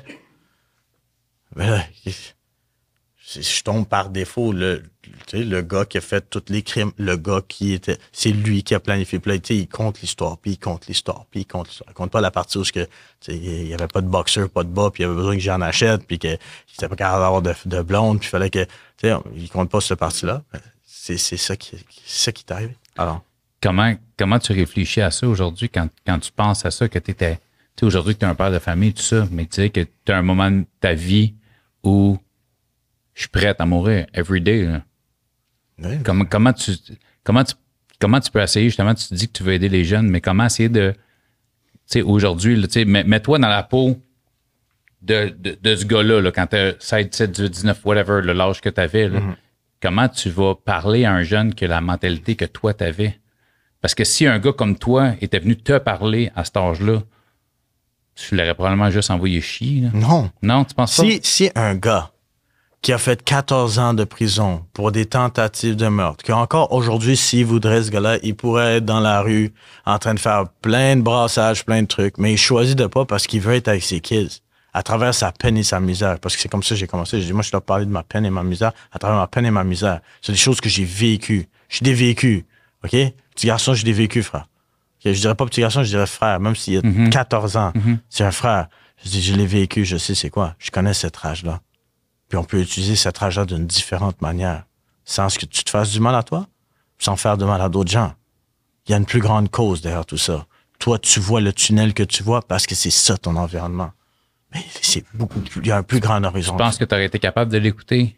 Ouais, parce que yo, c'est un gars qui a fait du pen, il a tout fait dans la vie. C'est pas un rat, c'est pas un junkie qui est, tu sais, qui forcément, tu sais, quand tu regardes les reportages, qui rencontre, là, tu sais, des fois, là, c'est quand on était en prison, puis RDI, puis tout, tu sais, lui, il a fait 25 ans en prison, OK, il a fait 25 ans en prison, qui aujourd'hui, il fait quoi? Ben, tu sais, il a une vie tranquille, il fait rien, mais c'est pas, ça m'encourage pas. Si je vois un gars, hey, il y a des kids, il est tout le temps là avec ses kids, OK, il y a du knowledge, quand il me parle, ça fait du sens, qu'est-ce qu'il me dit, il travaille, il a fait son temps, il peut m'expliquer exactement le processus de étape par étape, comment que ça va se passer, quand la journée, je vais me retrouver dans la salle interrogatoire, quand je vais arriver au bullpen, le classement, arriver dans la wing, toutes les menaces, tout. Je vais écouter parce que c'est du knowledge. Comme je te dis, la connaissance, c'est le plus beau cadeau que tu peux donner à quelqu'un. Alors, tu peux pas, tu sais, quand ils disent, ça prendrait ce programme-là pour aider eux autres. Mais quelle connaissance que tu as vraiment du problème? Tu l'as-tu déjà vécu, ce problème-là? Tu peux pas comprendre ce que moi j'ai traversé, ce que moi je traverse, ce que moi je vis, puis la mentalité que j'ai. Exact. Les programmes qu'ils nous donnent, c'est qui fait les programmes? C'est pas fait par nous, là. C'est fait par quelqu'un qui décide que ça, c'est le programme qu'on devrait faire. Puis en faisant ce programme-là, on diminue le risque de violence. À quel âge tu te fais arrêter? La grosse pêche. Je sais pas, t'as-tu fait avant ton 14, t'avais-tu déjà... Je me fais arrêter à 17 ans, une semaine avant ma fête, pour voie de fait grave armée. J'ai poignardé un gars qui a essayé de faire un guet-apens à mon petit frère par rapport à un événement qui est arrivé dans whatever. OK? Alors, je fais ça, je rentre en prison, je rentre à Cité des Prairies. Je suis là-bas pendant 3-4 mois. J'ai été acquitté, puisque la victime ne s'est jamais présentée, puis c'est la seule preuve qu'ils avaient. Moi, ça me donne la confiance. Je ressors. 3 semaines après, les mêmes gars qui ont essayé, quelque chose arrive, puis là, je me retrouve à aller chercher un gun chez moi pour aller tirer quelqu'un dans le même contexte. Puis je me fais arrêter avec le gun. Je rentre en prison. Je ressors. Caution, c'est pas d'antécédent. Quelqu'un qui n'a pas d'antécédent va toujours avoir une caution. Peu importe le crime. Meurtre, peut-être. C'est ce que je vais dire. Peut-être pas, mais t'as beaucoup de chance d'en avoir. Ouais, je comprends. Beaucoup de chance. Si t'as pas d'antécédent, OK? Même si t'as le sang sur tes mains, t'as beaucoup de chance d'avoir la caution si t'as pas d'antécédent. C'est comme ça que ça marche. Alors, une caution. Puis après ça, je suis perdu là dans le cycle, dans le fond, là, j'ai des problèmes, j'ai des bifs. Dans un cycle de violence. Exact, là, je sais. Puis j'avais pas encore tiré personne, mais j'avais assez de rage. Et tu savais que tu pouvais le faire. Ah, c'est sûr, ça se passait. Là. J'en cherchais juste un qui méritait pour que je fasse un exemple, parce que pour moi, c'était important. C'était important. C'est à quel point que... Faire ton street cred, si on peut dire. C'était pas pour le street cred, c'était pour juste montrer comme, n'importe qui est gentil va éventuellement devenir méchant si le monde sont toujours méchants avec. OK? Ou tu vis dans un monde méchant. Comme quelqu'un de méchant peut devenir quelqu'un de gentil si tu l'entoures autour de l'amour. Si tu frappes un chien à journée longue, surprends-toi pas qu'il finisse par te mordre. Exact. Alors, à travers tout ça, si, admettons, ma relation avec mes parents n'aurait pas été brisée, OK? À cause des petits trucs que je t'ai dit. Il y en a d'autres aussi, mais tu sais, on va se baser sur là. Puis que moi, je voyais mes parents comme mes meilleurs amis de confiance que je peux tout le temps aller voir. Ce serait la première source que j'irais voir. Moi, ma job, là, avec Karim puis Syria, c'est que quand ils arrivent à cet âge-là, là, ils veulent pas demander de conseil à personne d'autre que moi et maman. Ouais. Parce que la relation est là, là. Ils savent que papa et maman vont te dire les bonnes choses pour toi, puis ils vont pas juste le dire parce que c'est les bonnes choses pour toi. Ils vont te le dire parce que c'est les choses qui vont marcher, les choses qui sont vraies, puis tu vas être heureux avec le résultat après. Venez me voir. Ton premier joint, là, ou ton premier verre, là, tu vas venir vouloir le prendre avec baba et maman. Tu iras pas avec ton ami te cacher le faire parce que tu vas te sentir assez à l'aise de venir me voir, puis me dire, OK, j'ai vu mes amis, ils buvaient, j'étais pas trop sûr, je l'ai pas fait, papa, parce que je sais que c'est pas bon. Puis là, je dis, OK, viens, assieds-toi. On va prendre un verre. Je vais te dire, c'est quoi? Ah, il y a une fille qui t'intéresse. Ah, c'est rien, il y a un... OK, mais on va parler. Ça va pas être quelqu'un d'autre qui va coacher mes enfants, spécialement pas quelqu'un de la rue qui se connaît même pas. C'est là où nos enfants vont... Encore pire, ils vont chercher des réponses dans leur Instagram puis Facebook. C'est quoi ça? Moi, je rentre en prison, je sors 15 ans plus tard. Là. Je vois même, il y a des garçons, des gangsters qui se promènent avec des sacoches. Je dis, qu'est-ce qui est arrivé au monde? Je dis, c'est quoi qui est arrivé au monde? Jamais, dans mon temps, on aurait eu une sacoche, peu importe, Gucci, Louis Vuitton. Puis, ça, j'ai dit, à quelque part, les réseaux sociaux, ça l'influence jusqu'à mes collègues de la rue. J'ai dit, ça fait pas de sens. Moi, je vois, étant un gars qui a vécu dans un environnement confiné pendant un long temps, la seule façon d'être capable d'avoir un petit peu plus, c'est en utilisant de la psychologie. OK? Parce que je peux pas utiliser la force. Je suis enfermé, je perds automatiquement. Psychologiquement, je dois être capable de convaincre le gardien de m'emmener le extra drap. Comment je fais? Je dois être capable de convaincre un tel de pas faire ci pour que ça n'arrive pas, pour qu'on puisse continuer à faire du bon temps en paix. Parce que c'est ça, ça ramène ici à ça. Alors, tout est un calcul, une manipulation. Mais manipuler, c'est pas de façon insidieuse au détriment de l'autre puis pour ton gain à toi. Non, c'est guider les gens qui ne savent pas comment se comporter dans telle situation pour que le bon fonctionnement continue dans la société. Alors moi, quand je reviens dans ce monde, parce que c'est deux mondes différents, je reviens dans ce monde puis je vois la manipulation qui se fait. J'ai pas le choix de la constater et la confronter. Puis là, moi je vais revenir, il y a une phrase qui te dit « tu y vas ou tu y vas pas ». Je te pose la question, c'est une phrase qui m'a frappé. Tu as dit « à ce moment-là, j'avais pas encore tiré sur quelqu'un ». C'est une phrase que tu as dit. Tu sais. Ouais. C'est venu dans ta vie, ça? Ouais. Parce que, tu sais, dans le monde criminel, puis je vais te le décortiquer d'une manière qui n'a pas été expliquée. 100%, je suis là. Puis tous les gars vont être d'accord avec moi. On en parlait dans une cellule autour d'un jeu d'échecs, puis on disait « Chris, est-ce qu'on est cave? » Pourquoi? Parce que dans le vrai monde, il y a 150 000 opportunités de faire des business. Tu peux faire toutes sortes de business. C'est juste, ça paraît tellement compliqué pour nous parce qu'il n'y a rien qui est expliqué. À l'école, ils t'apprennent l'algèbre, la trigonométrie, toutes sortes d'affaires qui vont te servir à rien. Ils t'apprennent pas le concept de la business. Le seul business de concept que tu comprends, c'est j'achète ça, je le vends à du monde, que c'est sûr qu'ils vont l'acheter, ça va me faire du cash. Alors, il y a quatre types de profils que tu peux faire dans la business illégale. Tu as le fraudeur, que lui, c'est un gars super intelligent, là. Souvent pas un criminel, là, le fraudeur. OK? On est considéré criminel selon les lois à cause, mais c'est pas quelqu'un qui est dans la rue. Non, c'est quelqu'un d'intelligent qui est capable de trouver des glitches à quelque part, qui peut débloquer beaucoup d'argent. Celui-là, il est là. Puis il se mélange pas trop avec les autres, parce que les autres, là, tu commences à tomber dans un monde plus sombre, plus dangereux. T'as le fraudeur, t'as le pimp. Tu comprends? Le gérant des femmes qui veulent volontairement aller faire ce travail-là, OK? Parce que les autres, à quelque part, dans leur vie, maman et papa étaient pas là, ou ils ont échoué pour lui expliquer que sa vraie valeur, c'est plus que ça, là. OK? Elle vaut plus que ça, là, la fille, là. Mais pour elle voit l'argent comme quelque chose qu'elle a besoin, puis le sentiment d'appartenance de quelqu'un, d'un homme, parce que papa, il n'a pas été le papa qu'il devait être, là. OK? Elle cherche un autre papa en étant prêt à faire le sacrifice ultime. Le pimp, lui, c'est un gars quand même intelligent pour être capable de séduire et manipuler. Puis, mais c'est pas le gros bandit. Après ça, t'as le vendeur de drogue. Je peux te survenir? Ouais, tu peux revenir. Parce que j'ai eu des victimes de pimp. Ouais. Puis je suis comme pas 100% d'accord avec... Moi, je parle de l'effet volontaire. Moi, je parle de l'effet volontaire. Parce que, man, j'ai une fille ici, là, qui est venue, puis, man, il y avait pas de volontariat trop, là, dans ce qu'elle vivait, là. OK, je suis d'accord. Mais, à quelque part, elle a échoué en cherchant des amis aux mauvaises places. Ouais, mais... Tomber en amour avec la mauvaise, tu sais. Ouais, mais quand t'as 13 ans, t'es en fugue de DPJ, tu te fais ramasser puis enfermer dans une chambre d'hôtel pendant 8 mois de force. Ouais, ça, c'est victime. Mais oui, puis nous autres, c'est pas un choix, ça. Je vais te dire, moi, je vois selon les valeurs de la prison. Mm-hmm. Alors, des gars qui prennent des filles contre leur gré et qui font du mal, quand tu rentres en prison, on te montre c'est quoi avoir mal. Tu passes pas dans rangée big, là. OK? Alors, la fille qui fait la fugue, là, OK? Puis la police, eux autres, ils sont pas capables de la trouver, là.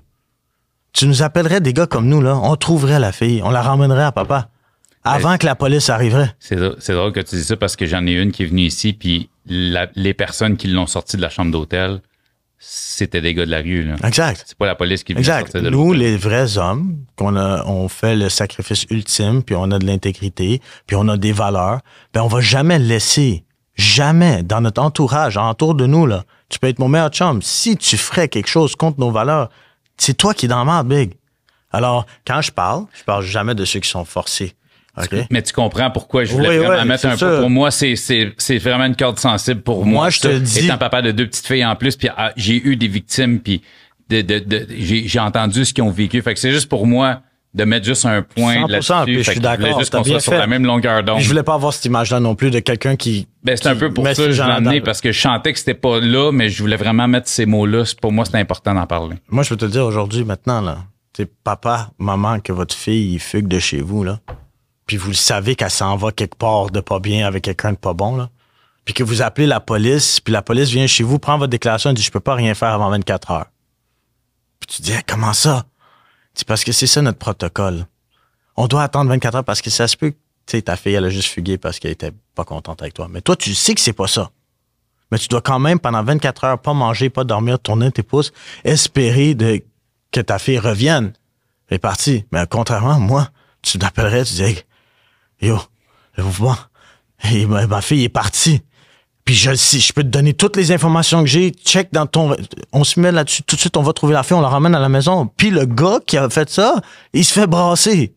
Il se fait brasser parce que c'est pas la police qui va le brasser. La police va un état d'arrestation. Il va avoir une caution. Il va retourner. Restriction. Après le brassage, il va plus jamais vouloir aller proche de cette fille-là encore. Tu sais, mais le système, eux autres, ils veulent des clients. Ils sont pas votés, et puis ils ont un protocole qui est bâti d'une manière que, tu sais, je suis sûr, il y a certains policiers qui c'est des papas, là, quand ils vont chez la maison d'une maman puis un père qui disait, ma fille est partie, puis là, il doit le dire, excuse-moi, j'ai une fille à la maison, mais je peux pas rien faire. Puis là, il dit, ouais, mais si c'était ta fille, tu fais quoi? Il dit, je serais dehors en train de chanter. Toi, t'es chanceux, t'as un ordinateur que tu peux regarder, puis là, moi, j'ai pas accès à ça, peux-tu m'aider? Non, c'est ça le protocole. OK? So, crée-moi, nous autres, là, on est les premiers on vit par ces lois-là. Tu sais, pour moi, c'est important de mentionner. Je te ramène, donc, fraudeur. Fraudeur, pimp. Après ça, t'as le vendeur de drogue. Le hustler, le businessman. Tu vois? Tu sais, des hommes d'affaires. Tu roules un business, de 100 personnes, tu peux rouler une usine, 1 personne. OK? Puis là, dans l'échelle, là, il te reste quoi? Les gars de violence. Les gars de violence sont toujours dans le haut de l'échelle au niveau criminel. Parce que si tu es capable d'être violent et dormir sur tes 2 oreilles, faire le temps pour le crime, mais c'est le sacrifice ultime que tu es prêt à faire. Alors, tu n'as pas le choix de respecter cette personne-là. Puis souvent, les gars violents sont pas capables de pimper, sont pas capables de vendre de drogue, sont pas capables de faire de la fraude parce qu'ils ont tellement de rage en dedans d'eux que c'était toujours plus facile pour eux de communiquer avec leurs poings qu'avec leur bouche. Sauf que ces gars-là, en dessous d'eux autres, il y a du monde qui font ça, par exemple. Tu sais, je veux dire, tu fais pas d'argent dans la rue juste parce que t'es quelqu'un de violent. Là. Non, mais alors, je t'explique les 4 aspects dans le monde, puis après, c'est comment tu fusionnes le tout, puis tu fais le tout fonctionner. Si t'es capable, ou sinon tu te perds dans la matrix, puis là, tu te retrouves victime du système. Mais ça, c'est les 4 voies, les 4 types de profils que tu vas avoir. Puis toi, t'étais moi, j'avais profil. besoin, OK, que quand je vais dire quelque chose, parce que je sais qu'est-ce que je dis. Mais pour que tu m'écoutes, tu vas me respecter au niveau que je suis prêt à faire le même sacrifice ultime que toi. Puis on s'est tous respectés tout le temps de même. Là. jusqu'à aujourd'hui. N'importe qui que je vois qui a fait son temps, ou même mes gars que je connais encore, j'adore du bébé, hein, qui fait une vie en prison, encore à Donnacona, dans la même wing où est-ce qu'on était en 2013. Tu sais comment ça me fait mal? T'es encore là. Tu comprends? Puis pas parce que tu veux pas t'en sortir, c'est parce qu'ils te laissent pas t'en sortir. Puis vu que t'es une personne influente, straight, t'es pas un rat, t'es pas un délateur, t'es pas rien. Puis malgré tout ça, ils vont dire, tu as toujours été un criminel, toi. Là, ils vont trouver n'importe quoi pour te mettre des notes dans ton dossier pour t'empêcher d'être capable de réinsérer dans la société. J'ai eu des gars qui ont des vies qui sont venus ici puis qui se sont réinsérés dans la société. Là. On les a donné une chance. Années, on les a donné, tu sais, comme je te dis, au PEN, si je voulais avoir parce qu'ils vont dire, c'est pas vrai, il y a un pénitencier que tu peux faire une formation. Ça s'appelle le Centre de formation fédérale, le CFF. Puis pour te rendre au CFF, faut que tu sois un méga rat. Parce qu'il y a des gars qui c'est pas des délateurs, des gars qui ont toujours resté intègres, tu vois, ceux que tu veux dire que c'est des vrais criminels, ben eux autres, on va pas les mettre dans cette prison-là. Parce qu'il y a tous les rats qui sont là, puis là, ça risque de changer la dynamique. Alors, on va laisser les eux avec eux, puis ils font leur gestion de même. On va le laisser au max, puis... Exact. Puis si on l'envoie au médium, on l'enverrait pas au centre de formation fédérale. Je te fais une chose de mauvaise, ça va être écrit. T'en fais 10 de bon, il y a rien qu'ils vont écrire. Les gardiens n'ont pas le droit d'écrire les bonnes choses que tu as faites. Ils n'ont pas le droit. Mais ils doivent écrire chaque rapport d'observation de mauvaises choses que tu as faites. Ils ont le droit de remplir des rapports, mais des rapports juste pour les trucs. Mais quand il y en a un qui est prêt à tuer un gardien, à cause de gardien envoyé chier, puis là, ça prend le sergent de venir dire « Hey, peux-tu, s'il te plaît, gérer cette situation, puis tu fais une résolution de conflit pour le bien-être de l'environnement de travail et ton environnement de vie. » Ben, ils vont pas dire « Hey, bravo, il a fait une résolution de conflit. » Mais non, ils vont attendre la prochaine événement et dire « Monsieur a tellement d'influence. C'est pour ça qu'on doit le transférer, parce qu'il est capable de dire aux détenus quoi faire. » Puis les détenus l'écoutent. Alors, tu vas aider. Ils vont pas seulement ne pas le marquer que tu as aidé, mais ils vont le réutiliser contre toi pour être capable de t'emprisonner encore plus dans une prison. Alors, tout est stratégique. Tout est une manipulation. Tout est une question de calculer comment faire. Là, tu deviens une machine à calculer le comportement de l'être humain et ton environnement pour être capable de savoir comment tu peux recréer un environnement qui manque de ressources, mais au moins t'emmène de la joie et une certaine liberté d'esprit. À quel point aujourd'hui t'es à l'aise puis tu deals bien avec toi-même sur les gestes que tu as posés envers autrui, sans rentrer dans les détails de ce que tu as pu faire? Ben, regarde. Moi, je sais que j'ai perdu des amis qui étaient vraiment des amis pour moi. Je les ai perdus par rapport à les valeurs de gang que je m'étais mis dans la tête. J'ai perdu beaucoup d'amis. Des amis de longue date. Parce que moi, mon image et la réputation étaient plus importantes. Parce que pour être capable de survivre dans le monde que je vivais... À l'échelle où tu étais. À l'échelle où il fallait garder la réputation inébranlable. Alors, j'ai perdu des bons amis. J'avais fait du mal à des personnes qui croyaient en moi et qui m'aimaient réellement pour mon image et mon branding. Le personnage. Le personnage, exact. Puis après ça, tu sais, qu'est-ce que j'ai fait aux victimes? Je l'ai fait. Puis au moment que je l'ai fait, tu sais, je le croyais. Puis je sais que les gars, je les ai vus, là, les gars, là, 1, 2, j'en ai vu un, en tout cas. En tout cas, je suis content, là, que, tu sais, ça a pas mal tourné, puis tu sois là, parce que personne mérite de mourir pour des suspects que nous autres, on se crée dans notre propre tête. Puis, tu sais, on a été trop loin, tu comprends? Puis j'aurais pas voulu faire une vie en prison pour vous, là. Pour une connerie. Un mauvais eye contact. Exact. Mais c'est sûr que, tu sais, si tu menaces ma vie ou la vie de mes enfants, il n'y a pas de limite jusqu'à où ce que j'irais. La seule chose que je ferais différemment, c'est que je n'en parlerais pas à personne. Tu comprends? Je n'en parlerai pas à personne, mais je veux pas me rendre à ça. Je veux pas retourner à ça. Je sais qu'est-ce que je suis capable de faire. Si j'ai peur de quelque chose, j'ai peur de Dieu et j'ai peur de moi-même. Parce que je sais jusqu'à où ce que moi je peux aller. Des pensées que j'ai dans ma tête, il y a juste moi puis Dieu qui le sait. OK? Alors moi, je veux pas aller vers l'arrière, je veux aller vers l'avant. Mais tu arrives quand même à bien...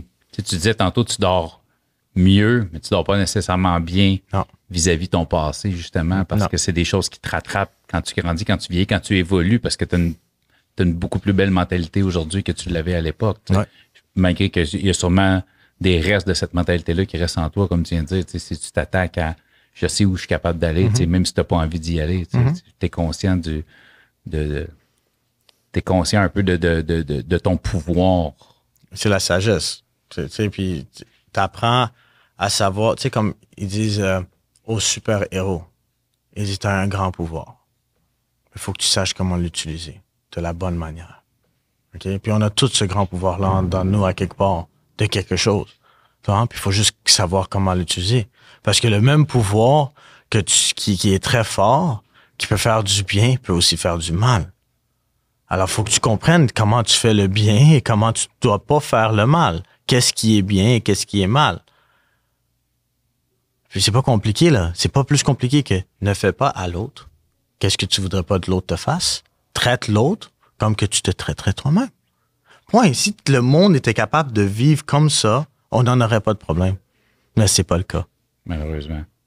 Quand tu as été arrêté pour cette grosse sentence-là, c'était quoi le background carcéral que tu avais déjà en toi? Parce que là, tu nous as parlé tantôt, tu étais en attente de procès, tu t'étais fait arrêter avec un morceau, mais à quel point les arrestations puis l'univers carcéral étaient déjà dans ta vie quand tu as eu cette grosse sentence-là? T'avais-tu déjà un bon background d'emprisonnement ou... Janvier 2007, on décide de former notre propre gang diplomate, Dip7. C'était moi qui était stocké là-dessus, là. Puis je le répétais, puis je le disais tellement que, les gars qui étaient alentour, on a juste suivi. Puis moi, c'était vraiment comme un brand. Pourquoi? Parce que le groupe faisait de la musique. OK. Alors, le groupe aux États-Unis, c'est un groupe de musique. Le nom était bon. J'aimais bien le nom diplomate parce que j'étais tout le temps un gars très diplomate dans ma façon d'agir. Ça, c'est comme si c'était un bon addon. Dip7, c'est une abréviation de diplomate 7, anglophone, qui dit le groupe des Dip7. OK? Puis moi, j'étais Dip avec le chiffre 7 parce qu'on a formé en 2007. Puis on dit 7 pour le Québec parce que c'est français. Puis c'est là que ça a commencé. C'est toujours beau d'avoir une histoire, une raison de. Alors, 2007, on forme la gang. Puis on décide de se rendre justice nous-mêmes à tout le monde qui nous a fait du mal. C'était pas aucune allégeance de couleur de rien. C'était juste des Québécois, des Chinois, des Sri Lankais, des ça, un peu de tout. Tu comprends qu'on a tous vécu une trahison à quelque part, une injustice. Puis on s'est dit qu'on va se la rendre nous-mêmes. Puis que j'ai dit, écoute, chacun de vous êtes fait trahir ou voler à quelque part. Vous allez nous faire votre liste. On va aller te rendre justice dans ta cause. Comme ça, quand le temps va venir, que tu dois faire quelque chose pour le mouvement, mais le mouvement va l'avoir déjà fait pour toi. On fait l'utilisation de violence dans le but de bâtir la crédibilité et la fidélisation de les gars dans l'équipe. Ça tourne mal, on se retrouve arrêté par le groupe d'intervention tactique, on se retrouve en prison. Toute la gang. Là, on rentre une gang en prison. Puis quand on rentre en prison, le plus vieux, Xavier Lajoie, qui est devenu un rat délateur, OK, c'est lui qui m'a fait prendre 14 ans, mais dans le fond, qui a fait tout le monde tomber pour 50 000 $. Puis une nouvelle identité dans une autre province, puis il fallait quand même plaider coupable à 8 ans.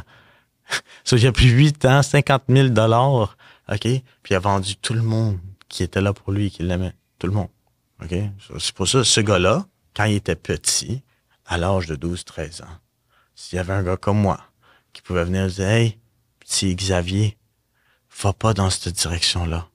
C'est pas fait pour toi. Je comprends que maman et papa t'ont peut-être fait de la peine. Je comprends que peut-être quelque chose t'est arrivé. Puis on peut le travailler ensemble, puis être compris. Mais va pas rendre ta rage pour te faire croire que t'es un bandit que tu n'es pas. Puis après ça, tu dupes des gens que eux autres, ils sont là avec leur cœur et leur âme et leur esprit pour essayer de revendiquer quelque chose, puis sentir la justice, puis après ça, tu vas aller le mettre eux autres en prison. Puis toi, tu vas être connu comme un rat, parce que tu pourras plus te regarder dans le miroir et dire « Je suis un vrai homme, un vrai chum ». Personne aime un rat, Big. Personne. Un délateur, quelqu'un qui vend ses chums, que tu manges avec, tu dors avec, tu changes. Tu fais pas ça. Personne respecte ça. Aucunement. Dans aucune business, compagnie ou gang. Tu fais pas ça. You don't sell out your people. You don't sell out. We don't deal with sellouts. You understand? We're real people. On est vrai. On reste vrai. On reste intègre. You do the crime, you do the time. You take the risk, you want the money, you take the risk that comes with it. Puis that's it. Sinon, on ne veut pas alentour de nous. Alors, tu sais, il y a plein de Xavier Lajoie, là, OK, dans le monde, qui ont besoin d'aide avant de venir dans le point où non seulement ils vont ruiner leur vie, ils vont ruiner la vie de toutes sortes d'autres gars. Puis c'est qui gagne là-dedans? La police, puis le gouvernement, qui emprisonne plus de gens. That's it. J'accepte ce que tu viens de me dire. OK. Mais,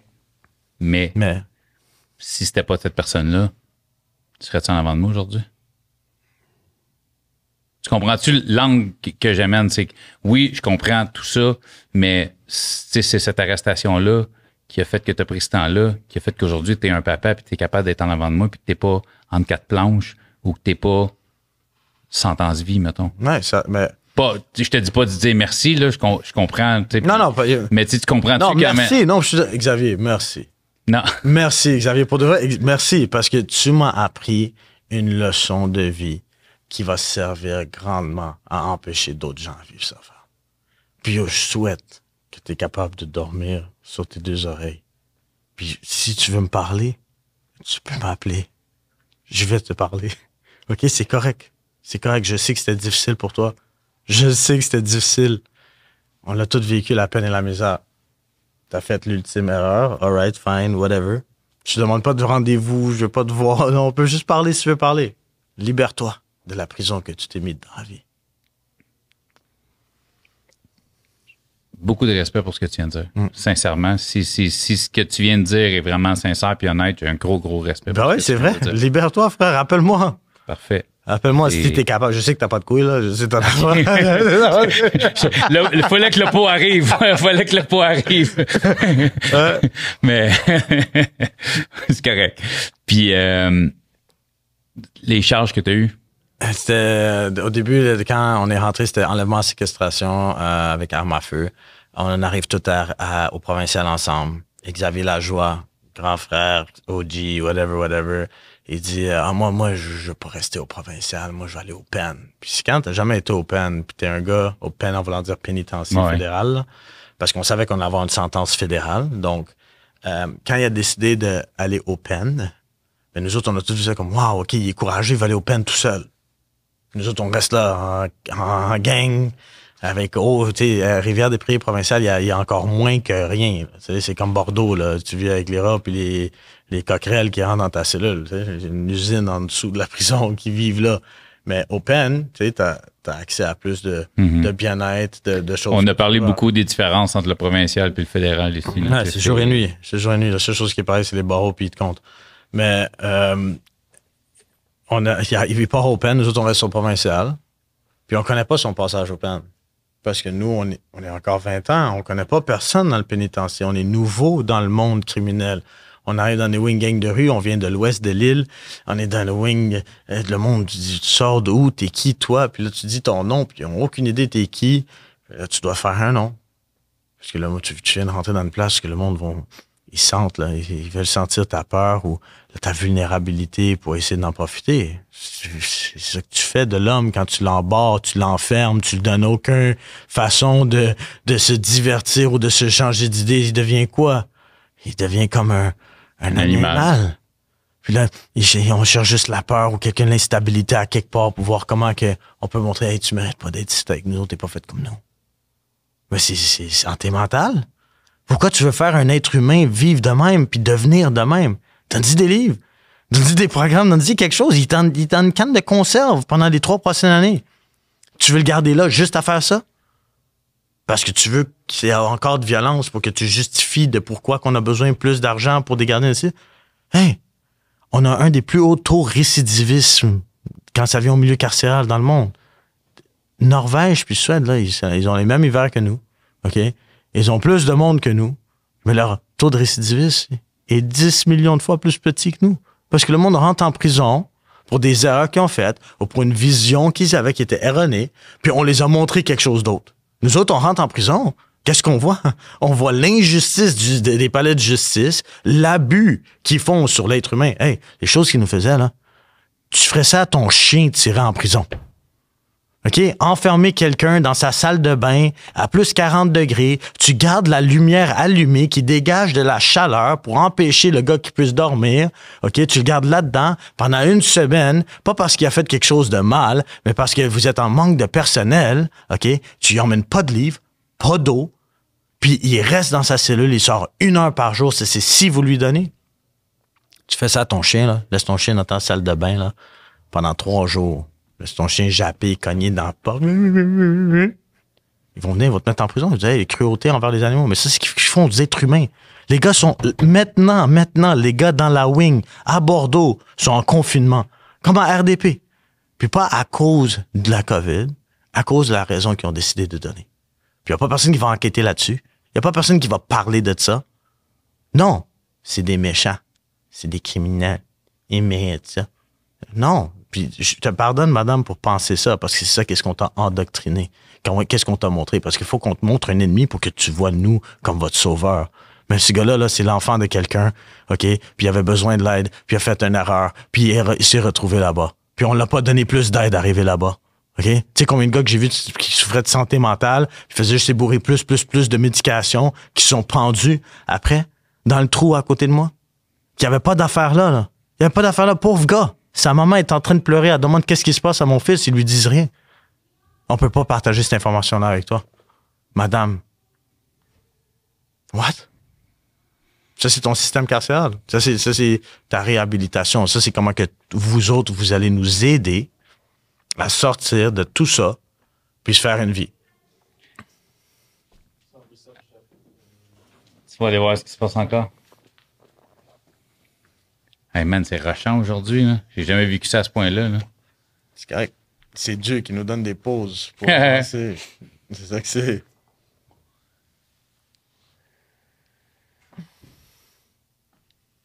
Fait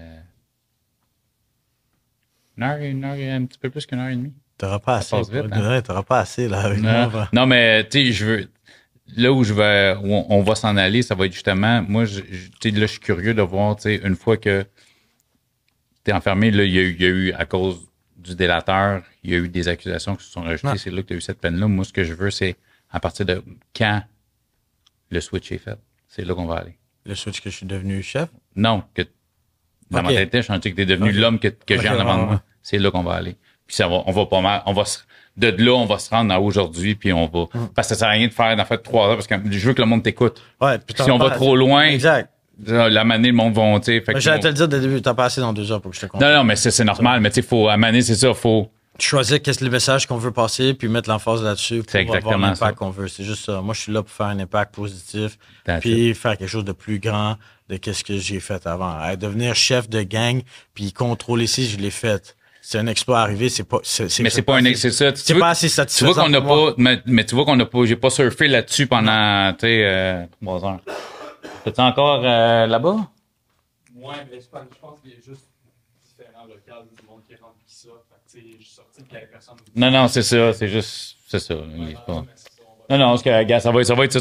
J'en parlerai pendant l'intro, là, que, tu sais, gars, c'est ça. Ouais, je recommence sur toi. Ouais. Vu du fait du délateur, fait que là, il y a d'autres charges qui ont embarqué tentative de meurtre, si je me trompe pas. En tout cas, il y a eu une panoplie, trafic d'armes, pas de mémoire. Dernière sentence. Que je n'étais même pas impliqué dedans, mais que je me suis fait arrêter dans l'opération. OK. Ça, c'est la tristesse, je vais te la compter après. OK. Quand tu as pogné ton 14, tu t'en vas aux peines, ton chiffre comment? On a parlé beaucoup de ce moment-là. Moi, ce que je suis curieux de savoir, c'est quand que le 180 s'est fait. C'est quand que le gars que j'ai en avant de moi est apparu dans cette sentence-là. C'est quand Mané que t'as fait wow, tu sais. C'est, comme je te dis, tant que tu es bien dans ce que tu fais, tu ne te remets pas en question. Tant que tu es bien dans ce que tu fais, tu ne te remets pas en question. Right? C'est ça que c'est. Sur le monde là, qui trempe là-dedans, puis ça va bien. Ils ne vont pas se remettre en question de dire hey, qu'est-ce que je fais, c'est-tu bien ou mal? Non. C'est quand tu vis un événement qui te fait de la peine, qui te brise ou qui te fait sentir un sentiment que tu ne veux pas vivre, c'est seulement à ce moment-là que tu dis hey, je fais quoi avec ça pour plus jamais me sentir de même. T'es-tu à l'aise de me dire c'était quoi cet événement-là? Ouais, mais oui, c'est ça. C'est pour mes enfants, là, pour qu'ils écoutent, pour tous les enfants, pour qu'ils comprennent. Moi, on m'a mis en isolement 487 jours. 487 jours? Ouais, au pénitencier. Sans aucune accusation. Sans que j'aille fait quelque chose qui mérite une nouvelle condamnation, juste parce qu'ils avaient le pouvoir de le faire. Et sur 487 jours, c'est pas tout one shot, c'est une shot 186, une shot 162, une shot 90. Mais au total, t'as fait. 440. Je savais pas le chiffre, mais quand ils m'ont appelé pour le recours collectif, ils disaient, hey, Monsieur Clore, tu sais, le recours collectif contre le système correctionnel du Canada, ben, le système correctionnel du Canada a pas voulu aller en procès parce qu'ils reconnaissent leurs dommages qu'ils ont faits. Donc, on dédommage 27,1 millions répartis à travers tous les détenus qui ont fait l'isolement entre 2013 et 2018. Parfait. J'en fais partie. OK, ils me disent, je sais pas, je fais comme 300 quelques jours. Ils disent, non, t'en as fait 487. Je dis, tu vois à quel point le PTSD est là? Des journées qui ont passé, je me rappelle même plus. Si vous autres, vous m'avez dit le chiffre. Je dis, ouais. So, dans ces 487 jours, quand on m'a enlevé tout ce que j'avais de ma cellule, on m'a emmené dans le trou, puis on m'a dit, écoute, toi, on te transfère à l'autre bout du monde. On a fini avec toi. Tu vas voir c'est quoi. Puis là, je suis dans le trou, puis je me bats, là. Je me bats pour retourner, puis revenir dans la wing. Mais là, je passe beaucoup de temps à penser. Je suis tout seul. Puis je pense. Puis la seule personne qui vient, qui a le droit de venir me voir, me jaser, puis m'aider, c'était Cathy. Qui venait. Puis quand elle venait, il dit, hey, il faut que tu arrêtes d'aller le voir. Il va essayer de te corrompre. Il va essayer de te faire... Parce que c'est ça qu'elle Il va te manipuler. Il va te manipuler. Mais si c'était pas d'elle, là, ça se peut que j'aurais été encore un plus grand danger pour la société aujourd'hui. Là. Encore des plus grands dangers, là, avec l'influence et le pouvoir. Mais j'ai commencé à faire une remise en question. Puis la remise en question n'était pas facile, parce qu'une fois que tu vas de monsieur sang-froid, monsieur prêt à tout, monsieur qui va au max, à te remettre en question, mais là, après ça, le monde qui te voyait inébranlable te voit maintenant comme t'as une faiblesse. Comme si tu veux pas aller jusqu'au bout. Ça, c'était tout un autre travail. Mais la remise en question s'est faite. Puis ça s'est fait genuinely, de moi, en disant, ouais, OK, je vais t'écouter, Cathy.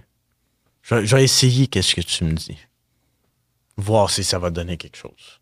Parce que, évidemment, qu'est-ce que moi je fais, ça donne juste le max puis le trou. Ça, je vais essayer. Je vais faire le programme. Hey, je l'ai fait 3 fois le programme. Maintien des acquis. J'étais même capable de me lever puis donner la séance pour les détenus à place qu'elle le fasse. C'est à quel point que je l'avais fait. Mais même à ça, il y a des bonnes petites compétences là-dedans. Mais ce programme-là n'a pas été créé par des détenus qui ont vécu les vrais problèmes pour être capable de cibler la bonne approche pour vraiment sensibiliser ce détenu-là à ne pas retomber dans la consommation, à ne pas. Eux autres, ils se basent sur des études de des personnes qui ont fait à l'université, qui n'ont jamais fait une journée de prison, qui n'ont pas eu personne qui... Tu sais? Mm-hmm. C'est comment tu veux venir dire le char, tu dois le réparer de telle manière si tu connais pas la mécanique du char. Ben, c'est ça qu'ils font, le gouvernement. Hey, on offre un filet social, un soutien social, c'est ça, des programmes. Mais est-ce que vous nous avez consultés? Est-ce que vous êtes venus puis vous avez dit, OK, tu sais, vous autres, vous avez fait beaucoup de temps de prison, puis on essaie de trouver un moyen pour empêcher les gens. Tu sais, on est le gouvernement, puis on a des fonds qu'on est prêt à donner à un programme. Ils vont jamais faire ça. Ils vont choisir qui veulent donner de l'argent et le pourquoi. Il n'y en a pas de vraie aide. Point. Ça a été facile pour toi de briser ton personnage, de briser ta mentalité de rue? Ouais, c'était difficile. Parce que j'avais tellement sacrifié, tellement donné de sang, de peine et misère, temps, énergie pour bâtir cette personne-là. Puis là, après ça, c'est OK, cette personne n'existe plus. Puis on va se recréer une nouvelle personne. Il se passe quoi quand t'es libéré? Maison de transition. CCC, comme je t'ai expliqué au début, Centre correctionnel communautaire. Avec qui? Avec les pédophiles qui doivent se promener avec un ankle bracelet parce que les autres, ils ont besoin de haute surveillance. Alors là, tu es en train de prendre les tueurs, les plus méchants qui étaient des politiques. Si jamais tu croises un pédophile, mais il veut s'en prendre à des enfants, on va lui montrer c'est quoi.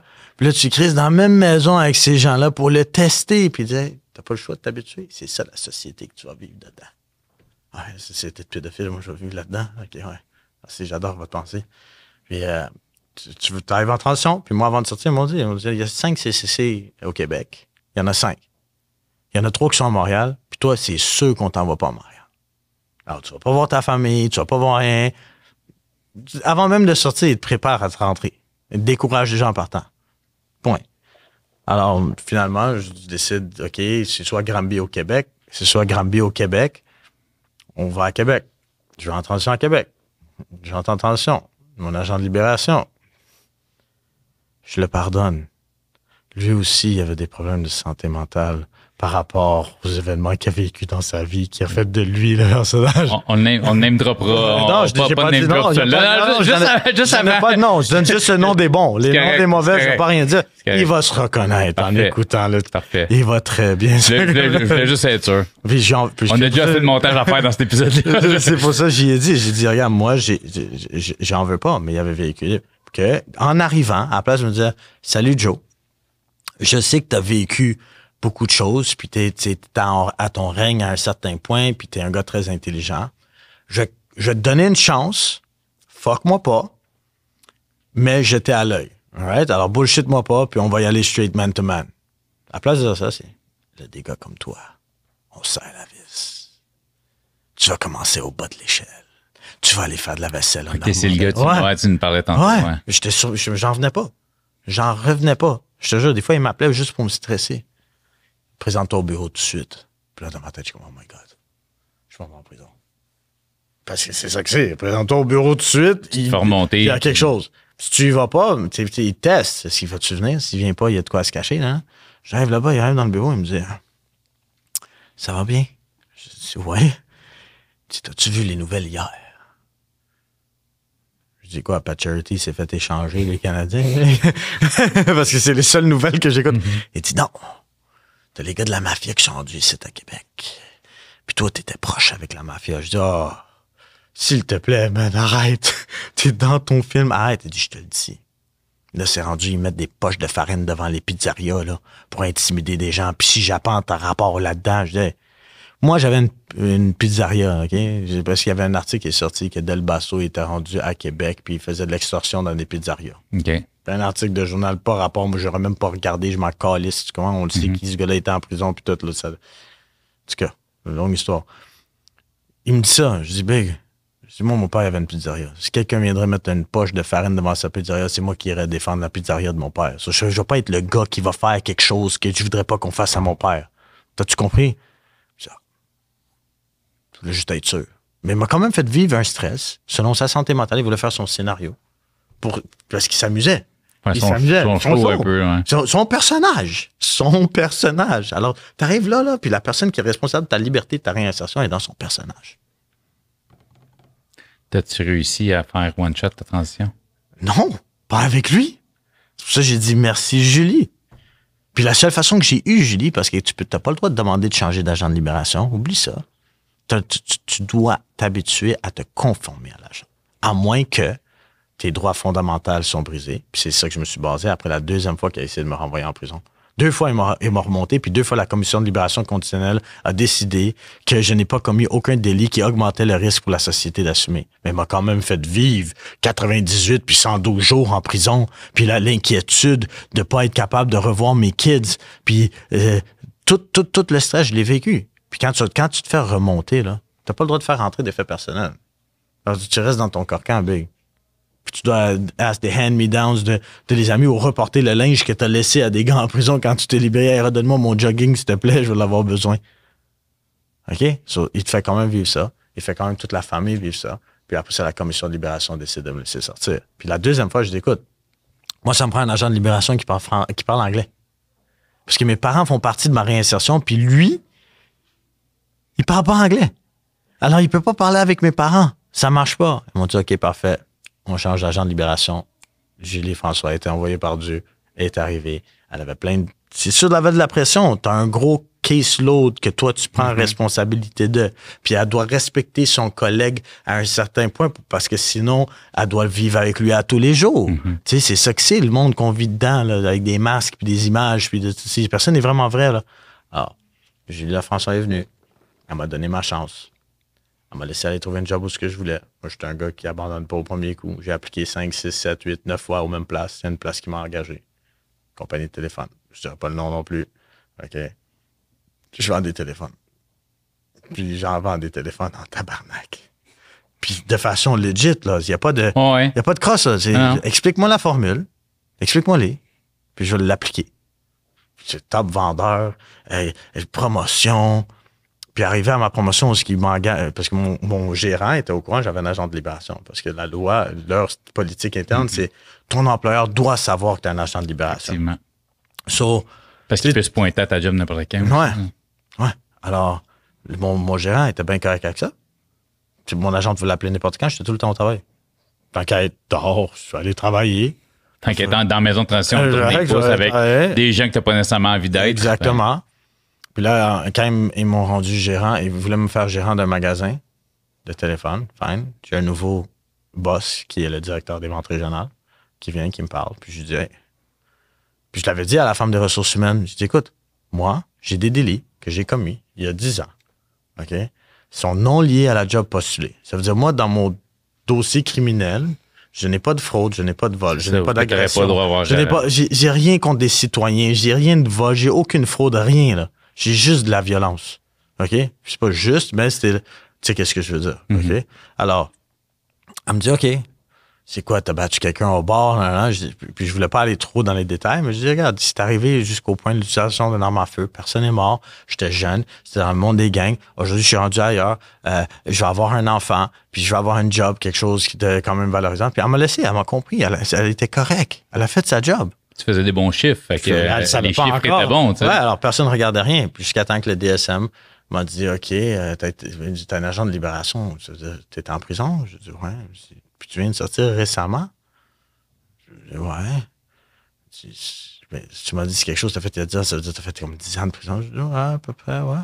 Je dis, toi, t'as été en prison. Je dis, ouais, il dit, arrête de me niaiser. Je dis, ouais, tu n'as jamais Google mon nom? Il a Google mon nom, le lendemain, ils sont venus, ils m'ont congédié. Ils m'ont suspendu avec ça. Ils ont dit, regarde, un gars comme toi, il n'était jamais supposé d'être ici. On va aller faire des enquêtes sur toutes tes activations, voir si t'as pas fait de fraude. Puis là, j'étais comme assommé.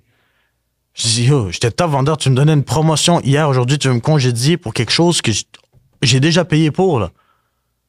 Puis je suis en train de faire ton magasin roulé avec Ginette puis Paulette qui viennent de Vidéotron, man. Puis, tu sais, arrête. Non. Ça, je me fais suspendre. Même mon agent de libération, je l'ai regardé, je lui dis, c'est quoi? Elle est où la justice ici? Puis elle était découragée. Puis elle pouvait pas montrer trop de désespoir. Elle peut pas montrer trop de désespoir. Elle doit croire dans son système qui est supposé de marcher selon leurs données que eux autres ils disent. Pardon. L'être humain là devant toi, là, tu le vois de tes yeux, tu le vis et tu choisis d'être aveugle. Tu penses que j'ai laissé arrêter? Non. J'ai été appliqué à plein d'autres places. Ils m'ont tout engagé. Puis ils m'ont tout congédié quand ils m'ont googlé. Pas pour le gars que je suis aujourd'hui, pour le gars que j'étais avant. Une sentence à vie qui continue. Je suis pas tout seul là-dedans. Ça, c'est un message pour moi qui est hyper important que les jeunes comprennent, justement. C'est ce que je voulais dire. Ça te suit, c'est pas parce que t'as pas une sentence de vie que t'as pas une vie Je veux dire, c'est pas parce que tu passes pas 25 ans en prison, une sentence de vie, mais le dossier, lui, va te suivre jusqu'à la fin de tes jours, tu sais. Exactement. Toi, Google, même si t'obtiens un pardon un jour, Google va être encore là. Exact. T'sais. Exact. Ça, c'est elle est où la justice là-dedans? Depuis combien de temps que tes transitions terminées? T'es-tu encore en conditionnel? Non. Dans le fond, je suis à ma 2e année en tant qu'homme libre comme un adulte. J'ai 37 ans aujourd'hui. Sur les 37, de 18 à 37, ça veut dire les 16... 19 dernières années. 19, exact. 19 aujourd'hui. 19, dans les 19 dernières années, je suis à ma 2e année en tant qu'homme totalement libre. Depuis avril 2022, j'ai été libéré de Gatineau, du système à Gatineau. J'ai été libéré, en fait. Puis depuis le 22 avril, je suis libre. Puis je suis à ma 2e année de vie adulte. Ça, c'est comme si j'ai fait 22, 21 ans d'expérience dehors. Je me permets une question. Comment ça va? Alhamdoulilah, ça va. En santé et en liberté, frère. C'est juste ça qui est important. En santé et en liberté. 2 choses que le monde prenne pour acquis, ils n'ont aucune idée. Ta santé et ta liberté. Si tu te plains là, à propos de n'importe quoi d'autre, c'est parce que tu vois pas la vraie valeur de ta santé et de ta liberté. As-tu peur de toi? Je sais pas si tu comprends ma question. Vas-y, là-bas. Est-ce que tu as peur de retourner là où tu as déjà été? As-tu peur ce que tu as déjà été revienne? Ça ne reviendra plus jamais. Parce que la personne que je suis devenue est plus grande que ça. Ça ne reviendra jamais. Je ne serai plus jamais le même gars que j'étais. Je suis la version évoluée raffiné et meilleur de ce que j'étais. Ma volonté est toujours là. Mon courage est toujours là. Mes intentions sont toujours bonnes. Juste ma stratégie va être différente. Ça va pas être dans la rue, en faisant du mal, que je vais faire un changement. C'est en aidant la rue à ne pas faire de mal, puis en aidant les parents à pas vivre du mal et des enfants à pas souffrir comme nous on souffert. C'est là où la mission va être réussie. C'est là où le mouvement va vraiment avoir sa définition de qu'est-ce qui c'était réellement dans la base. C'est d'être là un pour l'autre, être vrai un pour l'autre, puis voir les choses pour qu'est-ce qui sont réellement dans la vie. That's it. À travers nos peines et nos souffrances et nos misères, s'assurer que nos enfants n'ont pas à vivre ça. C'est juste ça, là. Pour que nos enfants grandissent ensemble avec les mêmes valeurs, parce que nos enfants vont être le futur de notre monde. Alors qu'on a les mêmes règles, les mêmes façons comme ça. Quand je laisse mes enfants avec toi, chez toi, je sais que la routine continue pareil. Puis il n'y aura pas quelque chose qui va atteindre ou d'influence. Puis nos enfants qui grandissent ensemble vont pas aller chercher des amis ailleurs parce qu'ils vont déjà avoir leur tribu qui est les enfants du mouvement qui grandissent ensemble. Sur moi, mes enfants, chaque fois, il y a une opportunité d'aller à une fête d'amis ou d'aller participer avec jouer d'autres kids puis de faire des amis. Ben, je suis le premier pour les emmener parce que c'est eux autres le futur de notre vie. Moi, qu'est-ce que je veux pour ce monde? Je le verrai sûrement pas dans ma vie à moi. Mais je dois au moins pass down la mentalité et les valeurs pour que ça se reproduise et que ça puisse arriver. C'est comme ça que je le vois. Joe, on se parle depuis presque 2 heures. Je pense qu'on aurait pu faire 2 heures de plus, mais je veux te dire, premièrement, merci pour le message que tu viens lancer, sincèrement. Bravo, félicitations, puis bonne chance. Merci, frère. Merci, chum. Sincèrement. Puis on garde contact. Je suis là. Je pense qu'il y a beaucoup de gens que je vais te forwarder dans mes messages. Envoie-les. Moi, je te dis, je vais les répondre, puis je vais faire ce qu'il y a besoin d'être fait. 100%. Merci, mon chum. Plaisir. Sincèrement. Et j'espère que vous avez aimé l'épisode au parloir.